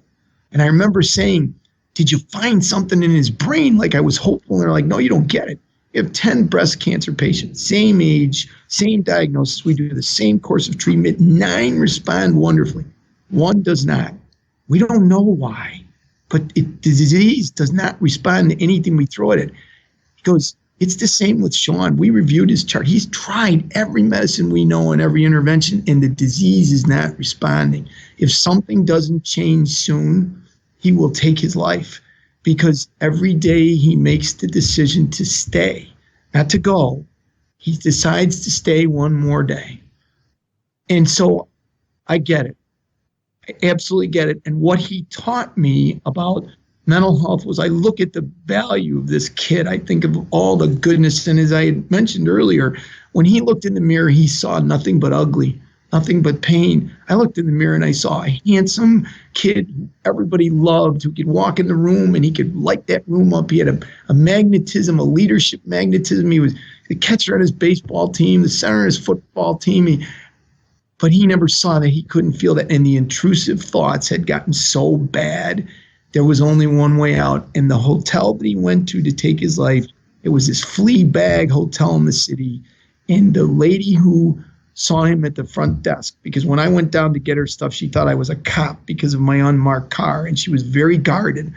And when she brought out his bag of clothes, I just burst into tears. And she looked at me and she said, you're not a cop? And I said, no. I go, I'm his dad. And she said, I was here when he checked in. And he said to me, good morning. He said, what a beautiful day. And it was because he was now relieved that soon he wasn't going to be in that pain anymore. So all those things he taught me inspired me to go, I got to do something about this. I didn't. I had the chance in my fire department to change the culture about mental health by just sharing Sean's almost 15-year journey. I didn't tell anybody. The only people who knew were my deputy and my secretary, because I would have to disappear as the chief for hours and sometimes overnight at a time based on where he was in his illness, because I was afraid that they would see him walk in the door and they would think less of him. But James, as more years go by, I think I was more afraid of what they think of me. Okay, you're our leader. You're supposed to protect us. And you can't even take care of your own kid. What the hell are you going to do when we're in trouble? And I think I did it to protect me as much as I did to protect him. And I missed the window of where I could have made it normal at the kitchen table. And here's the follow-up to that that's really critical. A month later, it's 4th of July, like everybody else, we have a big holiday, but it's a mandatory report because we had a small department about this big festival we had. I didn't pay any attention. I went in that day and Eileen begged me, don't go in there. It will tear you apart. All those families, and just don't do that. Nope. The guy in the cape, nope, got to do it, because where did I feel comfortable? In the phone booth. I went in there, I shook hands, I did all glad handing, and then went in my office and sobbed for 3 hours till it was over, and then came out, said goodbye to everybody, and went home. The following day, there's a lieutenant at the door. Chief, can I talk to you for a minute? What's up? He said, you didn't give firefighter so-and-so yesterday off, did you, from this mandatory detail? I go, you know what? I don't even remember what the hell I'm doing now, but I don't think so. He said, well, there are other issues, and he had a pile of paper, which is never a good sign for a chief. And he said, we've had some issues with him over the last month with altercations, and the last one got physical. I'm like, is he here today? He said, yeah. He said, send him in. Now, I would love to tell you that my thought process was, I'm going to be the guy who's going, what's going on, and how are you doing? No. In my mind, that short hallway he was about to walk down to, he was going to get every anger, negative emotion I had. He just gave me a permission slip to kick his ass with everything that self-loathing I had. So he came in and sat down. I didn't look up. I was looking at the papers. He sat down. He goes, Chief, do you want to know where I was yesterday? I said, I don't really give a shit where you were yesterday. I said, let's go back and start looking at June, whatever it was. You've had an altercation. And he said again, Chief, do you want to know where I was yesterday? And honest to God, James, this time I heard Sean's voice. He goes, Dad, you need to look up. And I literally looked up over my glasses, and he was crying. I put the papers down, and I go, where were you yesterday? He said, well, you know, for the last month, we've talked about Sean at the kitchen table, talked about what that must have been like, how we feel bad that there wasn't anything we could do to help him. We could have helped Eileen. We could have helped Pat and Brendan, your other boys, and we could have helped you. But we didn't know. He said, but we really believe he's not in pain anymore and that he's safe, and that's a good thing. He said, yesterday I sat in a bathtub with a gun in my mouth for the whole day and thought about joining him. Now, again, love to tell you, Angel's sitting here was the guy that, oh, well, here I got a chance to save the day with you. No, in fact, in my mind, I was thinking, God, is there any way I can trade this guy's ass for my son? Can we do that? Is that possible? And again, I heard Sean in my ear go, Dad, you know what to do. Just please do it. So I said, okay, what's going on? And what turns out is for the past 3 years in this little firehouse where we all knew each other, he would take personal time or vacation time whenever he lost a patient on the ambulance. And I'm not talking about somebody that died in his arms. I'm talking about that he could have gone to the house and this person could have been dead for 12 hours. But the guilt of feeling like the cape that he had sworn to take to save people, that every time he let these people down, we had no clue about that. So I take him to the hospital. We go up the elevator. He gets out of the elevator, takes his uniform off, and now he disappears behind that door with the other people who are suffering. And he got help. And it turns out he had PTSD so bad that he had to go off the job. He is, to this day, to his absolute positive, I can't even say enough about the courage of this guy, is doing good, is managing the PTSD, is no longer in the fire service, but pretty soon I'm hoping is going to be able to walk his daughter down the aisle, and he has a son who became a firefighter because of him. Just tremendous. But he always said, you know, Sean saved my life, or you saved my life. And I go, no, that's bullshit. Sean saved your life. I go, because Sean died, you all talked about it at the table. If I had just opened my mouth 15 years ago and told this story like I would have if he had any other difficult illness, you might have come forward 3 years ago when this was starting to haunt you, and we might have saved your career. And that's when I went, I've got to do something so people know they've got to change the stigma in their fire departments. Do it before something happens, because I didn't. Well, Pat, I want to first just say thank you so much. I mean, it's a heart-wrenching story as a parent myself, especially with the little boys going through that, you know, issue at the moment. I think hopefully it's a more mild version of, but I'm sure so many people listening are seeing a lot more mental health issues in their children than we discuss about as well. And I've just kind of tripped over this Baker Act thing that you and I discussed about, and it literally blew open this world of issues that we're seeing in our children. And some schools are doing it very well, some schools are dropping the ball, but the awful fact is that we're talking about it finally in the first responder community. The military were talking about it a little bit ahead of us. And now I think we're looking again and be like, well, shit, you know, our kids are hurting. And I know that Sean didn't grow up quite in this generation, but now we've got a generation of children who are where you and I did fire drills when we were kids. And I don't remember being traumatized by that at all, because it was just a way of getting out of math, and I was really bad at math. But now they're drilling where they turn off the lights, put desks against the door, and hide in the corner of the room because someone is coming with a gun to murder them all. You know what I mean? Right. So that we have, you know, the social media stuff. There's so many other areas. So separate from Sean's story, which, you know, again, is the courage that he had and the battles that he had. We need to talk about this as a firehouse, a fire department, police department, you know, ER, but also our children. I had no idea how rampant mental ill health and mental challenges are amongst our kids, and that is also a discussion that you hardly ever hear. No, I agree. And in the statistics of college students who take their life is staggering. And you think about it, the environment, all well-meaning, no parent ever parents their children with the intent that they're going to put them in a compromising position. But because of the way our kids are raised, we want always everything better for them. And now we protect them from everything. A child who's already suffering with some mental health illnesses is not going to come forward because it's not going to reflect well on when you apply for college. It's not going to reflect well on your parents. It's certainly not going to reflect well in your peer group because it'll be all over Twitter and Facebook and everything that you're a loser. And instead of somebody passing a note in my generation that said I was Fat Pat, now they would have blasted it to 600 people, in a 30 seconds. And then they get to college where is a lonely environment anyways, and you have to be incredibly resilient because you might meet some of the first failures ever in your life. And we have not built a system for these kids to be able to realize that, that's a pretty common reaction. And here's what you do if that happens. So they, again, look at like, I only have one alternative. I don't want to be around. I don't belong. I'm not good enough. I'm not, and we see it. And you're right. In the schools, I'm a volunteer coach at our high school for baseball, and I've been blessed to have 20 years of coaching kids that it really, after Sean passed, it was my therapy. Those young men kept me going. And I would listen to things that you would hear as a coach that you wouldn't hear as a teacher, and just be able to pull kids aside and go, you need to go into your counselor and have a discussion about that, because that's a normal reaction to what just happened to you, either with your girlfriend or you flunked an exam or you're hiding the grades from your parents or whatever it would be. But you need to go and talk about that, because otherwise it just becomes a bigger deal than even you think it is. And that environment there is also very stale in terms of this topic. Like, no, we don't want to get down there. We don't want to, and this one always drives me, we don't want to encourage the fact by talking about it that people will all of a sudden we're going to have this mass suicide occurring. Well, wait a minute. I mean, the studies have shown for years that the reduction in PTSD just by having a conversation with somebody, not necessarily a therapist, or that's why peer support is taken off, is reduces that impact.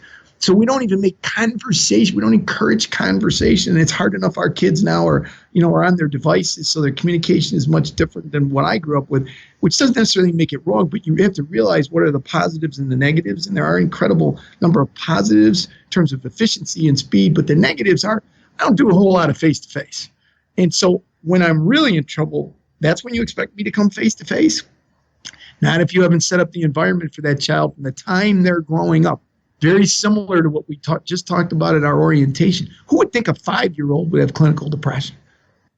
Okay, it happens because it's an illness. Why are children born with cancer when they're infants? It's an illness. It's something that occurs inside their body they can't control.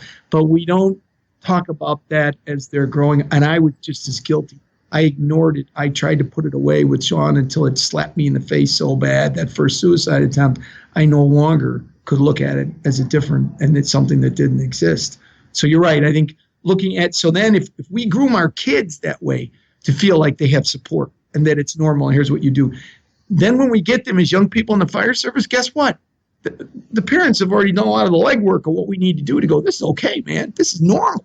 And now we're thrilled you're going in this profession to help people. But guess what? You're not going to always help them. You're going to see really bad stuff. And when it hits you, remember what we talked about in 4th grade about you need to reach out when you start to feel this way? Well, that's what you damn well better do in that profession. Yeah, no, I couldn't agree more. I had a conversation with Steve Harrell yesterday, who is a retired fighter pilot. He actually became a firefighter paramedic for a year. So a really interesting insight into our career coming from such a high level military position. But he now runs a camp for the kids of members of the military that died. And what's beautiful is that includes, succumbing to wounds or even suicide if they were if they were still in the military. And he made the same comment. Like, we have some kids, they do well, but when they go to college, we noticed that they weren't doing well again. So then they started opening the camp up to the college age. And then now, so a lot of those kids become mentors in the camp. But it's another area you don't think about. As a kid in high school, you have your tribe, you have your family as a tribe. Now they move away across the country to a dorm room, and you've kind of still been led through school. Now you're completely independent. You got to find out your schedule. You got to go here. You got to, fend for yourself and create a new tribe. Some people are going to do it very well, but if you've got someone who's already struggling mentally, and then you take them away from all of their positive coping mechanisms and drop them in a completely different place, I can see how in a vulnerable mind, that could really tip them over the edge. Absolutely. And I always encourage parents when they're saying, any advice about what you should be looking at when you go away to schools and stuff, I go, make sure you ask them, if my child has a really bad day, who do they go talk to? Is that 24/7? When do they make the connection? Will you introduce them when they first come on campus? How do they know when that moment hits? And they'll look at me and go, well, that's kind of pessimistic. I know that. No, that's realistic. And if they never have to make that phone call, then when they graduate, you give them an extra hug. But if they have to make that phone call, you don't want them at 2:00 in the morning trying to figure it out, because it may be a whole lot easier to do something you don't want to think about. And we don't, so that's a normal, it's like asking a question about, all right, what's the tuition? And are they going to have their own room? Are they going to share a room? It's like just one more question. But it's not on the radar, because it's almost like you're indicting your child by asking the question. It's like, no, I'm caring about my child by asking the question. Just like looking to have these programs in place for our folks is caring for your firefighters, not the opposite. Yeah. And then to me, that's tantamount with saying, oh, is there a chiropractor in the school area? Well, that's kind of pessimistic. No, it's self-care, and it's physical self-care, and it's mental self-care. And even if the kids are doing incredibly well and they're very resilient, this is an ongoing care process. And the fact that a counselor, psychologist, psychiatrist needs to be seen just when the shit's hit the fan is another complete fallacy. Like, we have things that we deal with, and it can be in our profession, which is very extreme, or the rest of life, which can be, your story so far, and you're going to carry on, the traumas that you've experienced outside your profession alone would be an incredible load on all of us. So to view any sort of mental health support as in any way less important than physical health is absolutely ridiculous. Yeah, I agree, and I think the other part that's really, really important is that whole looking at it at the population. We've centered on that suicide is obviously a struggle now when dealing with first responders, but it truly is a societal problem. And I think if we go at it as a society, then it removes, even when you get into a profession like ours, it really kind of ramps up the fact that, you're held to this wonderful standard of that you're going to save the day, that then they're not caught in that battle of, well, yeah, but I can't feel this way because I'm supposed to be there for everybody else. No, you're a pretty special person that you're in this vocation to start with. And when you feel that way, just get it taken care of and then go back to doing what you're doing. And all through life, if people are raised that way, then it just becomes a whole lot easier to do. Yeah. Yeah. And I think the other thing that people miss, like I hurt my back a few years ago, and through the rehab and foundation training, some other things I found, I ended up coming back stronger. And that's the other element of the mental health side, is if obviously Sean's case is different because he had, like you said, a terminal mental battle that he wasn't able to win. But, most of the population, if you address what the issue is, you're going to come back more resilient. You're going to be stronger. You're going to be more able to deal with whatever comes your way the next time. But if you don't address it, you're slowly breaking down. And would you do that physically? If you hurt your back, would you just leave the pain there? Or, sad case, we see so many people just take pills and don't ever fix it. At some point as a firefighter, you're going to break and you're going to have to retire out because you blew your back out, versus you address the issues that caused that back injury in the first place. And now you're the go-to guy anytime someone needs to be dragged out of a building because you've addressed that issue and you came back stronger. No, I couldn't agree more. And what you said before was powerful. And I meant to follow up on it about that it going to see a counselor looking at you either do it in a crisis or that you don't do it. And I always get a kick out of, sometimes after I finish doing Sean's talk, I will always make sure to say, yeah, I need to go see my counselor for an oil change. And people kind of look at me and I go, yeah, when I'm feeling anxious or when I'm noticing that I'm eating something and my eating habits have changed and all of a sudden I'm eating a lot more and it's tasting really good. And I go, I just go in for an oil change and go, you know what? This is how I'm feeling lately. Is that might be coming up on Sean's anniversary. It might be a holiday, or it might not be anything at all. Something might have triggered me at work. And I'll get, I here's what's going on, and that's completely normal and good you got your radar up, or no, that has nothing to do with anything. You just happen to be hungry for extra pizza that week. And it just checking in every once in a while, even if you're making big decisions in your life, to go, here's my thought process. That bouncing it off somebody who's listened to loads of stories and can kind of predict a little bit better, good, healthy paths to go down to, is really powerful. Exactly what you said about if I have a bad back too. Now I have to go in more for routine to get it checked and learn the positives, doing stretching and core exercise stuff that I was never a stretcher ever on anything I ever did. But now it's normal for me to go, I need to take the extra time to do that. Well, okay, if you take that extra hour to go see a counselor once a year, even as you do your annual physical, just to go, hey, here's what's going on in my life in the last year. Whoa, you had 2 major calls and you had to put your dad in a nursing home. Do you get that you were under an incredible amount of stress? How are you handling that? Just a conversation. And it may be that you're handling it really, really well. And it may be that you're heading down a path that they can go, do you see where this is going and how you're treating it? May I suggest that you go this way? Oh, I didn't think about that. Didn't know I was going to do that. Okay, got it. It's that simple. It really is. In most cases, people try to make this, it truly is behind the curtain, some type of a magician, and it's not. It really is self-care and self-love to get yourself to a point of where you're like, I am worthy of getting that kind of help. I'm going to get it, and I'm going to move on, because then I am going to put the cape on and benefit all sorts of other people, my spouse, my family, and my profession, because I'm healthy. Yeah, I absolutely couldn't agree more. Now, I want to get to one more area, and then we'll do some wrap-up questions. But before we started recording, you told me how Eileen had come up with, helped you come up with the concept of comparing mental health and cancer together, and then how that sadly tied into, to her own health. So would you be able to tell that story? Absolutely. So probably 2014. So I had been doing Sean's presentation for 5 years at that point, and it had gone from, you might get 5 people in the audience and who were all struggling, to now people asking for it to be a keynote speech between 400 or 500 people. But every audience I could look out and see 70% of them halfway through it were like, they're getting this. They're understanding that this is truly a physical illness. And then the other 30% had just a lot of empathy and or sympathy in their eyes. And I'm like, I am not connecting on this. I've got to find a way to make them believe that when you've got depression or anxiety or bipolar, that it's actually something chemically going on in you. So we sat down and said, what about if I compare this to a physical illness? What do you think? And we talked about cancer, and we agreed, let's do brain cancer.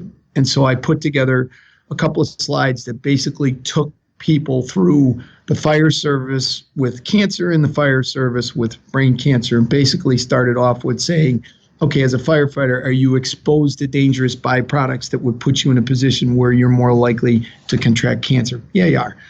Are you exposed on the mental health side to these emotional, traumatic situations that would make it more likely that you might have some mental health challenges?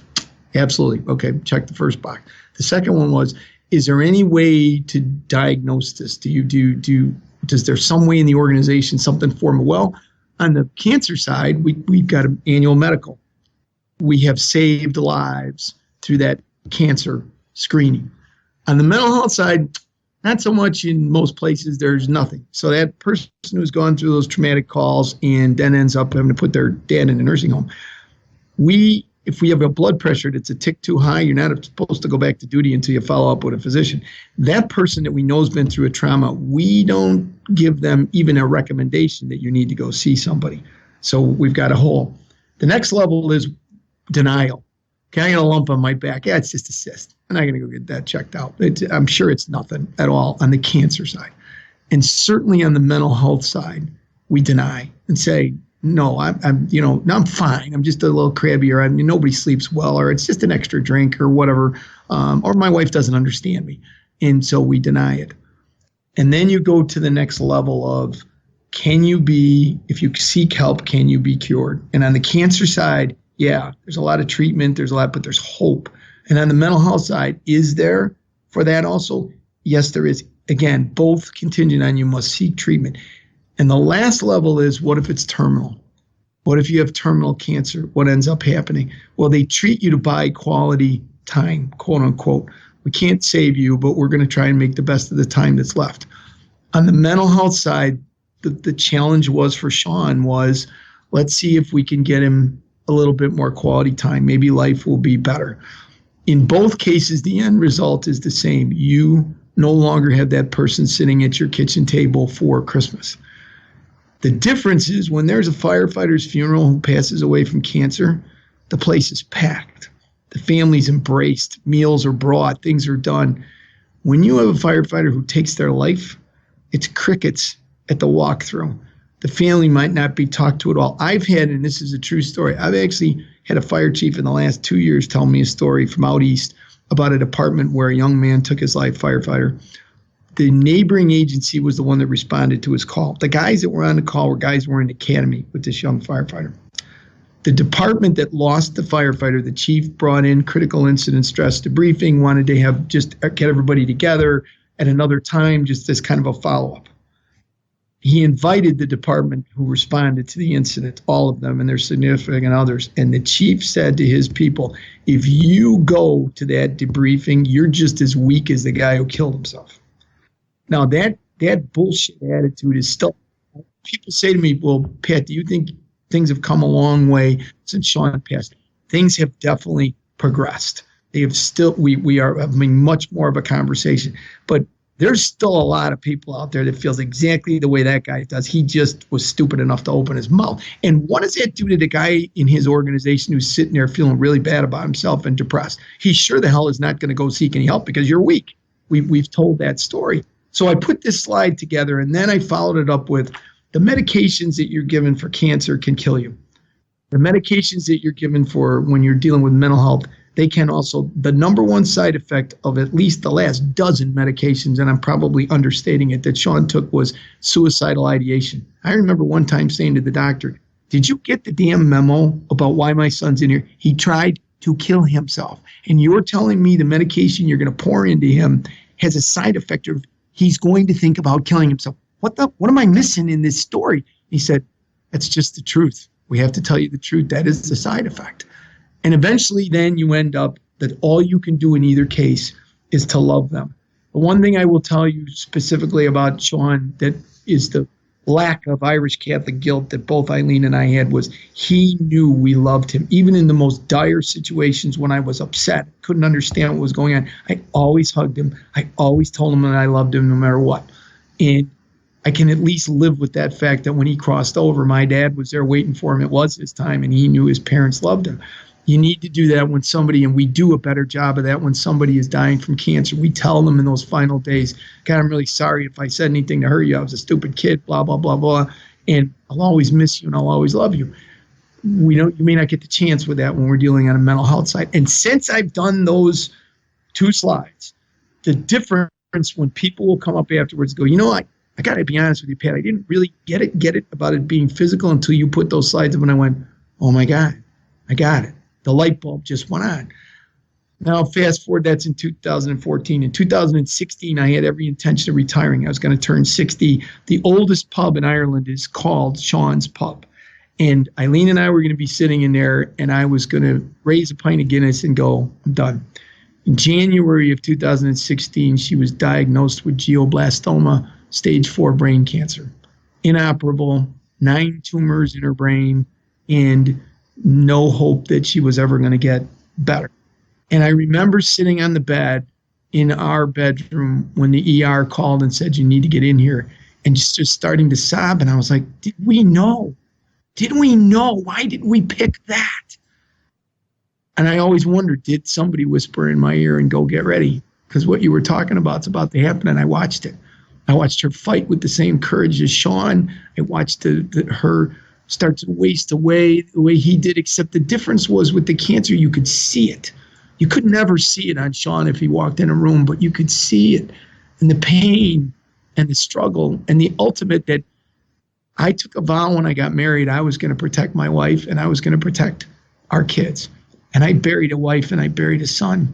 And I live with the fact that even though logically I can say, these were diseases. You're not God. You couldn't cure them. I still live with the fact I didn't protect them. Part of that cape struggle that I'll probably take to the grave until I get a chance to go see them again. But it makes it real for people, and it made it real for me. And when I tie those journeys in now and the pain, now everybody's light bulb goes on. And I feel like, God, I didn't want to sacrifice their lives, but neither one of them died in vain. They died to give back, to keep that going so that somebody else may be more likely to come forward in either arena, but certainly hopefully in the mental health arena, to go, I don't want to get to be terminal. I want to get better. I'm so sorry, Pat. I mean, again, like I said, the personal side alone is just devastating to hear your story. And then you add, again, a full career in the fire service. What did you use personally for your own mental health, losing Sean and then losing Eileen? I can tell you that it was the second time I learned. So obviously it was a whole lot easier to talk about it. And from the very beginning, from diagnosis, incredible support from Eileen's family, the Madden family, huge family who came and supported her friends. Literally, we never, ever had a time where she wasn't with, once she became where she needed bed and she needed wheelchair and whatever, where there wasn't a friend that stayed. In the end, with people staying overnight because I'd hurt my back lifting her and I couldn't lift her anymore. And the love and support and the constant communication. My niece encouraged me. She said, you can't send out 100 emails to all these people. So use Caring Bridge. Use this vehicle to be able to just kind of educate people daily or weekly on how her condition is. And so I wrote, and it was therapeutic for me as much as I would sob through what I wrote. It was like, and people hung on to that. They said it was invaluable to feel like they were part of the journey because they felt helpless. But the other part that was absolutely the number one for me was my faith. I truly believe, like my picture of heaven, James, is my wife's got her arms around Sean and they're both smiling and they're both healthy and they're really happy that they're together, and believing that they were somewhere else. So I'll finish the story on an upbeat, what sounds like a downbeat, but it's an upbeat for me. And again, it might be somebody listening, this may be what they need to hear. So I shared the story about Sean seeing my dad. So we had a son getting married, Patrick, in November. And so the goal of the chemo and everything was to get Eileen to the wedding. And then after that, it was all bets were off. So we're 13 days away from the wedding. And my son and my wonderful future daughter-in-law, Abby, came to see my wife. And my son sat with her in the living room. And I was in the kitchen emotionally listening to this incredible discussion. He's like, Mom, have you got 13 days left in you? And she said, I didn't fight this hard to not make that wedding. So we literally were making arrangements because the wedding was downstate to get a hotel room, clear it out, put a hospital bed in it. My brother-in-law, Terry, had souped up her wheelchair with shamrocks and green lights, and we were going to make this as positive as we could. The very next day, that was Halloween, the next day on November 1st, which in the Catholic Church is All Saints Day, I went out for a run. And I have an old Walkman that Sean had. My firefighters look at that and go, what the hell is that, Chief? It's pretty funny. I'm like, explain the story, and I go, emotionally when I hold it, I feel him. But the batteries, I hadn't paid any attention, so I lost all of stuff that was pre-programmed. And so I'm furious as I'm getting ready to do this run, and I'm trying to program stations in. And the first station that comes on is a religious station. And now I'm even more pissed. I'm like, I don't want to listen to any religious music. I need something that's going to get me through this run. And I can't even quote it specifically. I have no idea what the song was, but all I remember, it says, when you feel like you're powerless and you can't protect anymore, drop to your knees and ask for help. So literally in the middle of this forest preserve trail, I dropped to my knees and said, God, I don't have it. I can't save her. What am I going to do? I've done it again. And got up, changed the channels, finished my run, come home. I walk in, and her girlfriend was standing with her, said, there's been a change. I go, why didn't you call me? She said, no, she's fine. But there's been a change. You need to go in and talk to her. So I did. I walked in the bedroom and I said, hey, what's going on? I hear there's a change. She said, yeah, I'm not going to make the wedding. I went, wait a minute, we just had this conversation last night, and you said, yeah, no, you can tell people I'm going to make my transition. I go, what happened? She said, I saw Sean. I go, where did you see Sean? And she pointed to the foot of the bed. And I go, how did he look? And it had been 10 years at this point. She goes, Pat, he was beaming. He was healthy. He was happy. I was like, okay, that's great. Did he say something to you? And she said, yeah. He said, Mom, I'm coming to get you. And 3 days later, she passed. And there's no doubt, I held her hand when she took her last breath.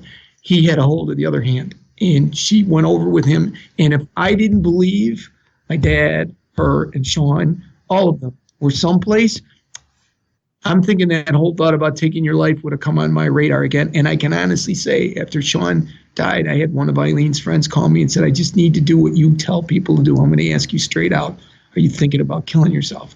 And I said, no. But if you told me tomorrow I was going to be dead in the morning, I'd throw a party. So that faith is what's kept me going. And then the support of friends and family and feeling like I need to move forward with my life and it's okay to be happy and have relationships and got me there. But in those darkest moments, if I didn't have my faith, I'd be screwed. It's just such an incredibly powerful story. And with both of them, with Sean and Eileen, the effect that they had in their lives, and then obviously the knock-on effect that we're having this conversation now, it's going to be listened to around the world, around planet Earth, is just, it's incredible. And I had a gentleman on twice now, Dr. B.J. Miller, who's a hospice physician, and he talks about the only time he really saw like a struggle before someone would pass was if there was regret. I didn't do enough with my life.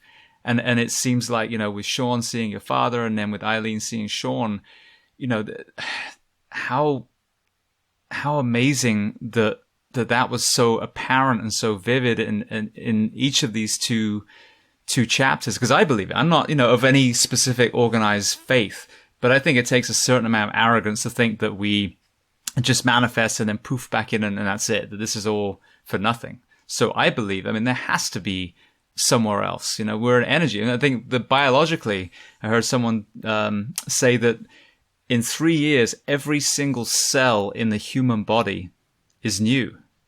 But the consciousness, the spirit doesn't change. You don't every 3 years go, oh, now I'm, this different person. No. So from whatever your beliefs are, I think there's so many powerful moments. I've had, moments where like my wife smelt my grandfather's pipe smoke. She didn't even know he smoked a pipe. I've had all these things where I've had a similar experience, and obviously it's not going to stop the pain of losing your loved one, but to know, especially like Eileen was saying, that Sean is happy now, that she's you see my grandfather passed away from cancer as well, and at the end you want them to go. The body has betrayed them, and you're like, just let them go, let them be free again. So, as heart-wrenching as a story is, it's a beautiful, beautiful story as well. Well, and it gave me great comfort because we had a wake on a Monday, a funeral on a Tuesday, a wedding rehearsal dinner on a Friday, and a wedding on a Saturday. And Eileen said to me the day before she passed, she said, you can't be sad at that wedding. Everybody will watch you and they will cue off you. And it's not fair to Abby. This year should have been all about her and it was all about me. So this is what I said, honey, I've been married to you for 35 years and you've asked some pretty difficult things, but this one tops the cake. I go, I don't know that I can do that. And she said, I'll help you. I go, you're going to have to, because I don't think I can do it. And we made it through what was an amazing wedding. Both families incredibly, my sons-in-laws are amazing people. Everybody jumped in because they knew what this day meant. All of Eileen's friends were like, we are not going to let this day be sad because she is free and happy. And she loved to dance. She married the wrong guy because I can't dance worth a dance. Everybody on that floor, the DJ said to me, he goes, I've never seen this kind of energy. I've been doing weddings for 20 years and the energy out here is just not normal. And I go, yeah, that's because she's out there. So it really does keep you going. And it's what drives me to, when I do the talks, to just go, people go, I don't know how you can get up there and do that. I go, I don't. I go, I've got all those firefighters who lost their lives standing behind me going, you need to talk about this. And I've got my dad, my son, and my wife, who used to stand in the back every time I did the presentation. She was the lady in white who stood. That's what she did. Go, I've got them all now, but they're behind me and they're going, you can do this. And that's how the message ends up getting there. Yeah. And I don't think there's any way to honor the fallen other than to use that for change, whether it's cancer research or mental health or, whatever it is. And I talk about that a lot. Like, if you bury that under the carpet, you've dishonored the very memory of that person. But if you use that death as a learning experience, like we lose a firefighter in a class. We had 2 firefighters killed in Orange County. And, there's actual entire bill now in their name to remind us to pull seating when we go in, and also a placard that shows the construction of a building. So that's how you honor the fallen, is you keep their memory alive. And then if it's something that you can change, and obviously in their memory, they were both a huge part of the mental health journey that you've been on and teaching so many of us. That's how we do it. But if we ignore it the same way as if we ignore the mental health issues that we have, not only are we not changing anything, but it's a huge disrespect and dishonor to the people that we did lose. I couldn't agree more. I think it's basically saying that if you don't do something with that loss and the tragedy, you've kind of written off the purpose of their lives and the purpose of what they went through, as opposed to going, their lives were incredibly meaningful, whether it's a child who only lives to 5 or whether it's a mom who lives to 95. You're taking their lives and going, they went the path they were supposed to go. You were supposed to learn from them. And if you didn't, shame on you, because they did their job. You're not doing yours. And if you carry it on, they do have eternal life even here on earth, because people, I always say at the end of my talk, I won't know whether you did a damn thing about what I said when you walk out of here. Most of you I will never see again. But I go, they'll know. I said, so you're part of Sean and Eileen's team, and I expect you to go out there and be disciples about what they were doing. And if you do that, I'll be fine, because you don't want to piss them off.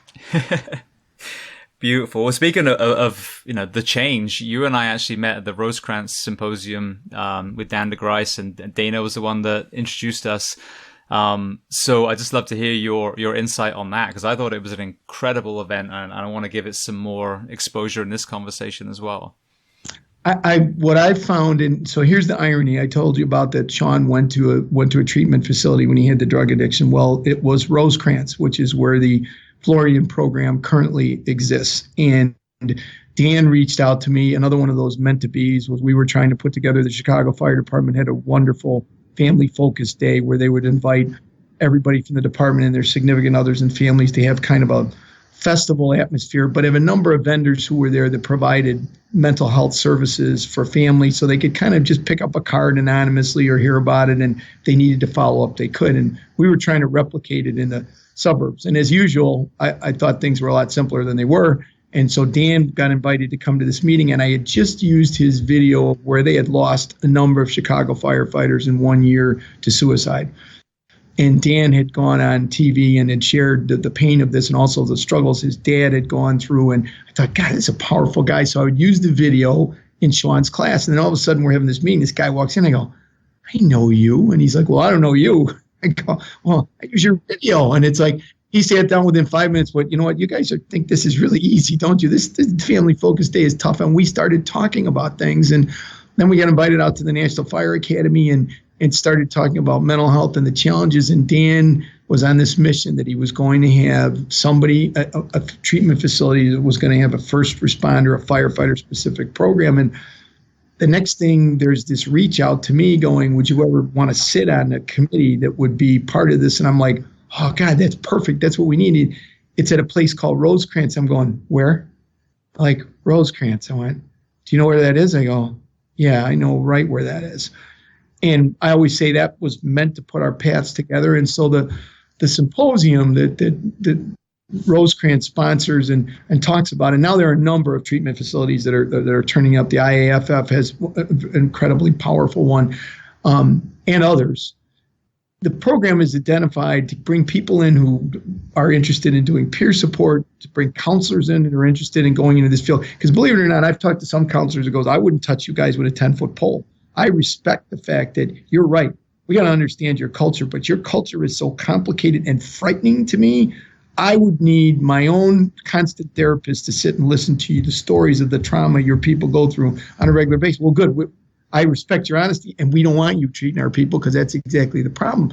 So Dan brings people together that have the passion, that want to be involved in this, that tell the story. Mine's more like an awareness. Like I said, I got a degree in psychology, and that it has nothing to do with any of this. But So there's an awareness. Then you bring the people who've got the passion for it like you do. They've got the communication and ability to spread the message as you do. Then brings the trained people in to go, hey, this is what this disease is really like. And here's the physical components of it. Here's how you can treat it. Here's what you can do with your EAP. Here's how you can put a peer support group together. And instead of going, this elephant's too big, we can't take a bite out of it, those symposiums provide the way to say, here's how you eat the elephant over the next 5 years.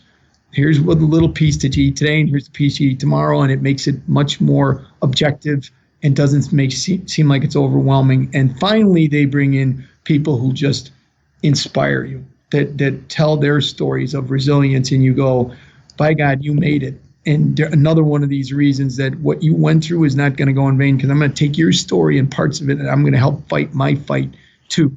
And the more I always think of and I think of it only in the United States now, but it could be around the world, when you have those little pins on a map where people will usually put it on where they've gone to vacation. I'm like, wouldn't it be wonderful if the map of the United States was covered in pins, and every one of those pins was a person in an area that was fighting for the mental health of their families and their first responders? We would kick the shit out of this a lot faster than what we're doing right now.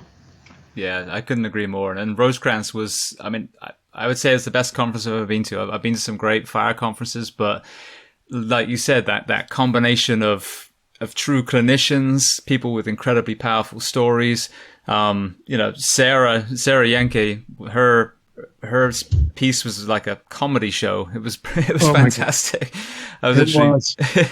So, but it was just so much fun. And then in between, everyone's talking, and I mean, if for everyone listening, if you haven't been yet, I know it changes from place to place, I couldn't recommend it more. It was so powerful. And obviously you and I met. I've got Sally coming on very soon, and then some more people down the road as well. So such a great networking tool, and a group of people that are all sitting side by side going, we get it, and we're going to be part of the change.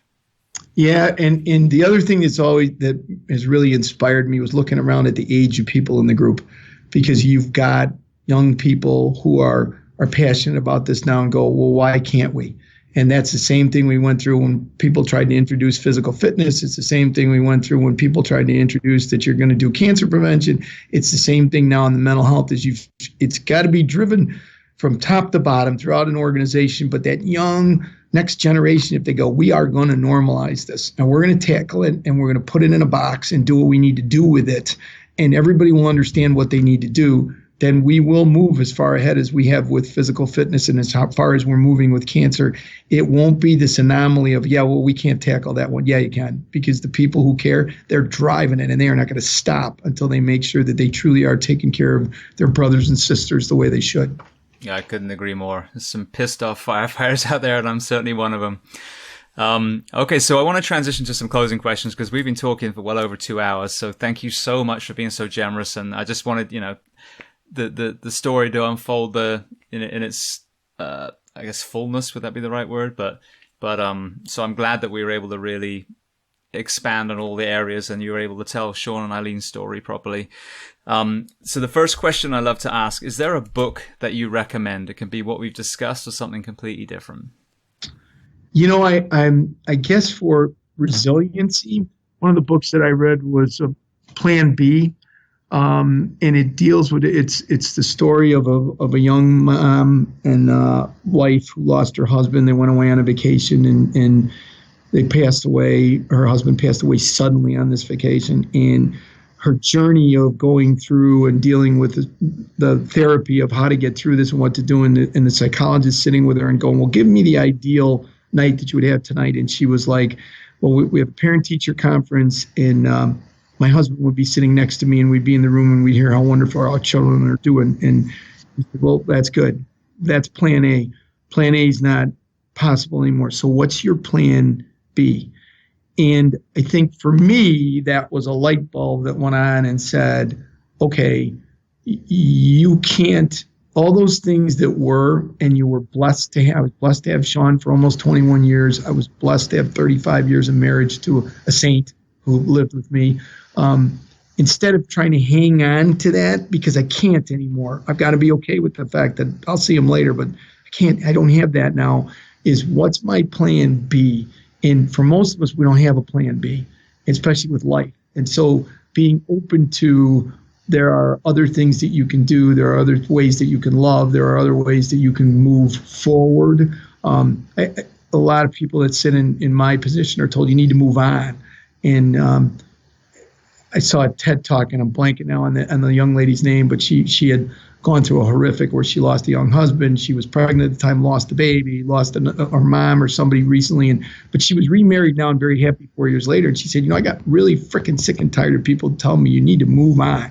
Because she goes, moving on to me meant that I left behind every good thing I had. She said, my second husband fell in love with me because of how my first husband and I developed, what he did to be a part of me. That's why he fell in love with me.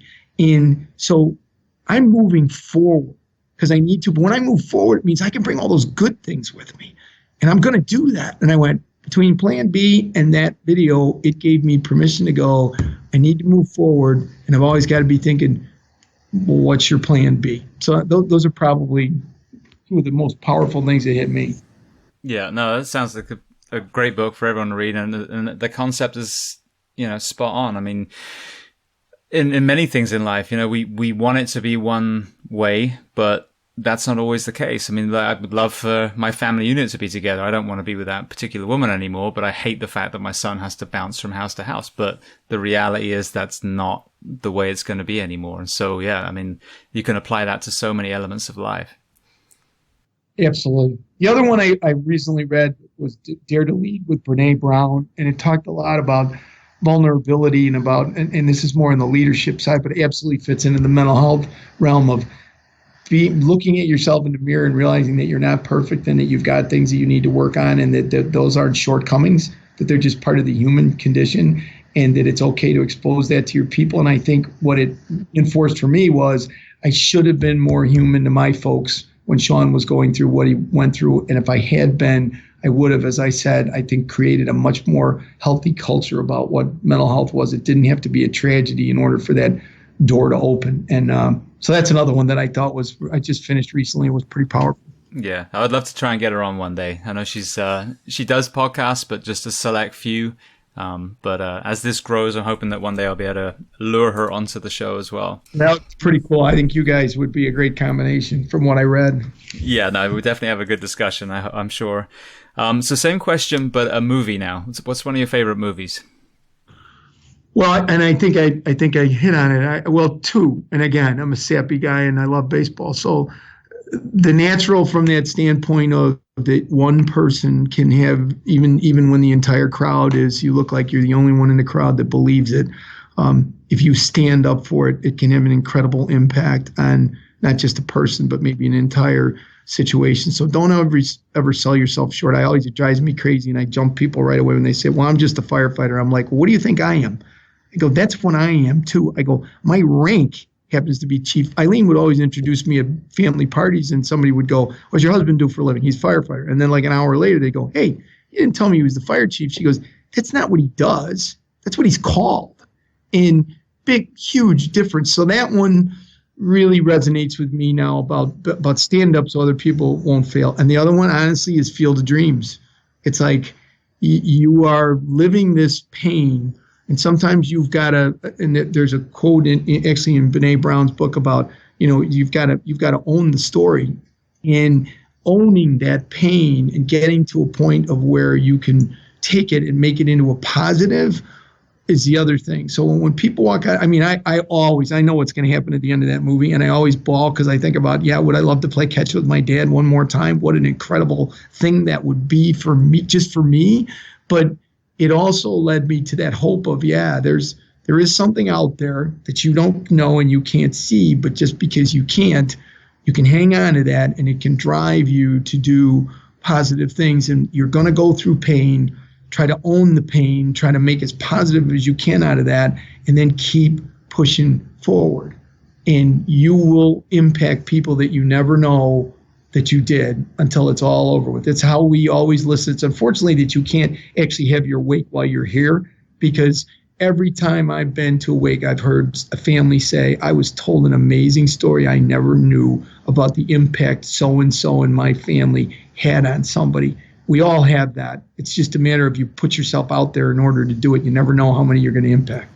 No, I agree. And in that movie, Build It, They Will Come. I mean, that phrase Yes. is so pertinent. You're staring at this abyss and you have the burning desire to change mental health, physical health, fitness, something in your kid's school, whatever it is. When you take that first step, you're not going to have, unless you're The Rock, you're not going to have a million people suddenly react to it. One of my friends, Chad, who was on the show, he started doing what he calls Recovery Ward, and he does a class in a CrossFit gym for people that are recovering. And, he was down that journey now. He's been clean for well over a year.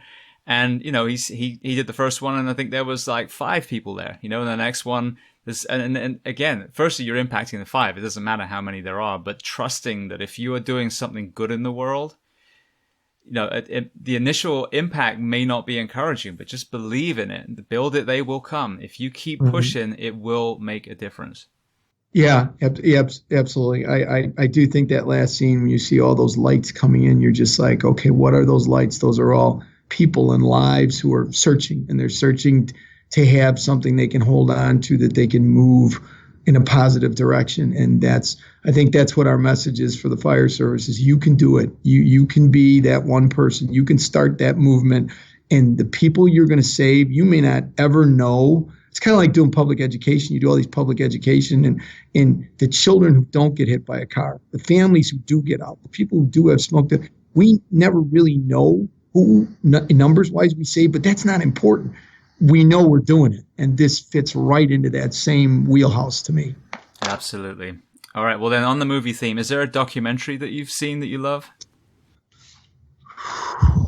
Oh, boy, I have to think about that.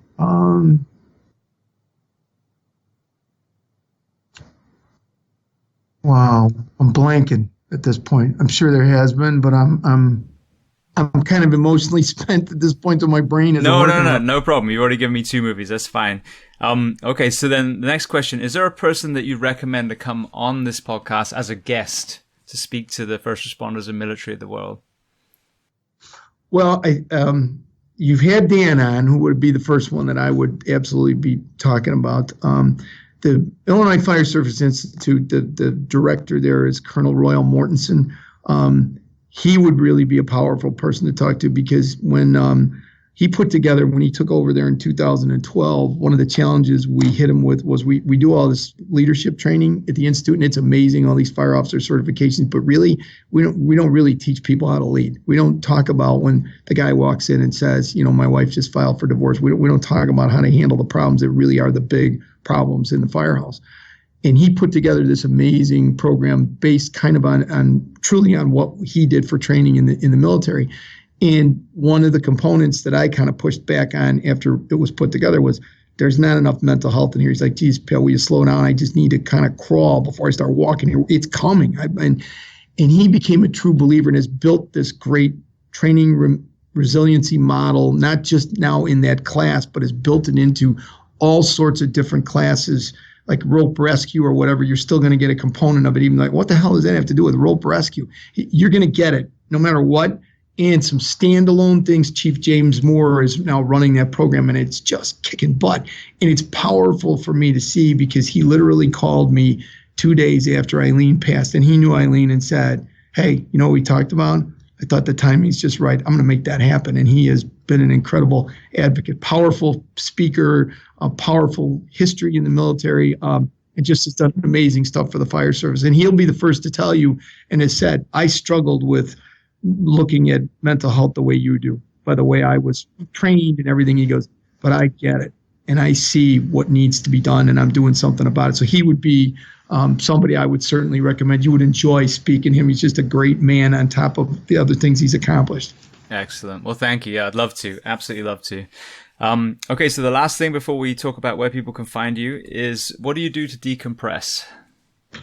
So I was a runner. That was really, really important to me. And then after Eileen passed, the back doctor was like, "No, you're done." I ran a couple of marathons, and I really liked to go. When I was hurting so bad during her disease, I would just go out for a run, cry, and pray, pretty much.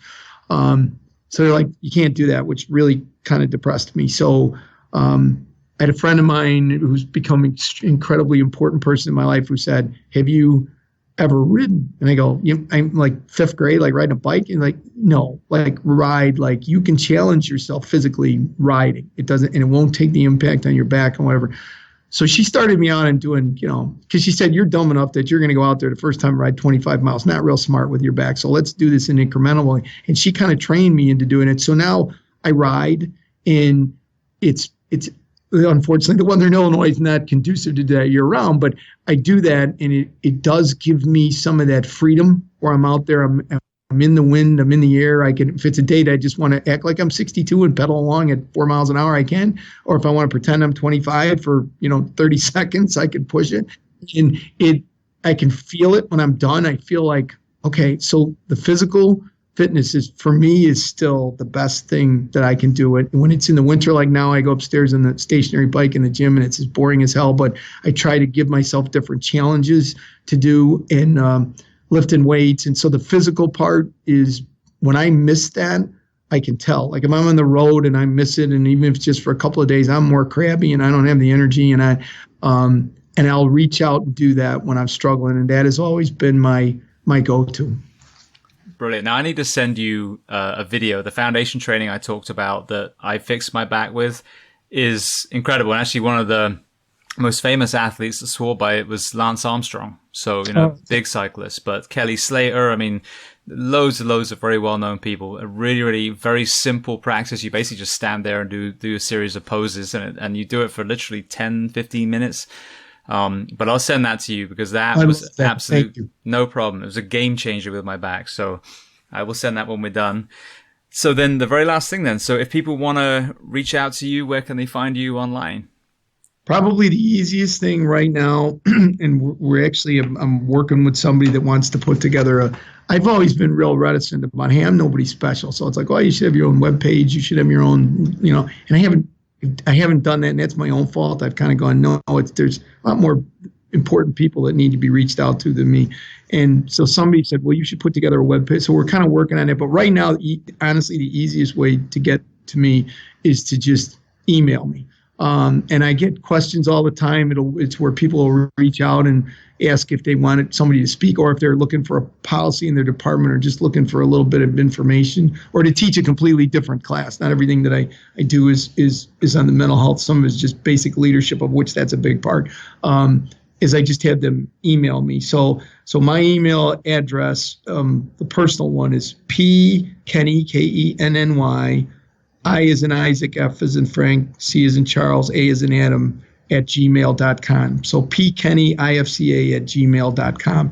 And for now, that's the best way until everything else kind of gets up and running, and then I'll have another way for them to reach out. Excellent. Thank you. Well, I just want to say thank you again. It's been 2.5 hours, and we talked before.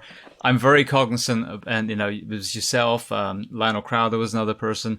Every time you are going and traveling and standing in front of a group and telling your story, as much of an effect as it's having, as we talked about, it is taking a piece of you, and it's one of those things where, as an audience member, you kind of looking like, it's, in a way, there must be a part of it that's pulling you back from moving forward from it, because you're having to retell the story over and over again. And I know that you're very proud of the journey, and there's so much for us to learn, the listener. But I'm just so grateful that you were willing to tell the story again. And I know that now this is going to sit there in the cloud, in cyberspace, whatever you want to call it, and people can access this all over the world today, a year from now, 10 years from now. So I just want to thank you for your vulnerability, your honesty, and your courage to tell what must be a very, very painful story. But I do know that it is going to affect thousands of lives. Well, I sincerely appreciate the forum. I think the discussion we had beforehand, just talking about that, this story, maybe, I don't know how many more times I'll tell the story, but I think for this, in this mode, the way we're in this medium, and the way that people access and your reputation, I hope that it'll get out there for people, and that somebody listening to it, whether they need the mental health advice, the leadership advice, or they just need that hope of their faith, that when they listen, they go, well, I got something out of this, and I feel like I know Sean and Eileen, and yeah, I'm going to carry on their mission. And that would empower me like you wouldn't believe. Absolutely. And for everyone listening, once you've heard this, make sure you share it, for God's sake, please, Yeah, because this needs to be heard. Well, again, Pat, thank you so much. I really, really appreciate it. Thank you. I'm glad our paths crossed. That was a meant to be also. Thanks, James.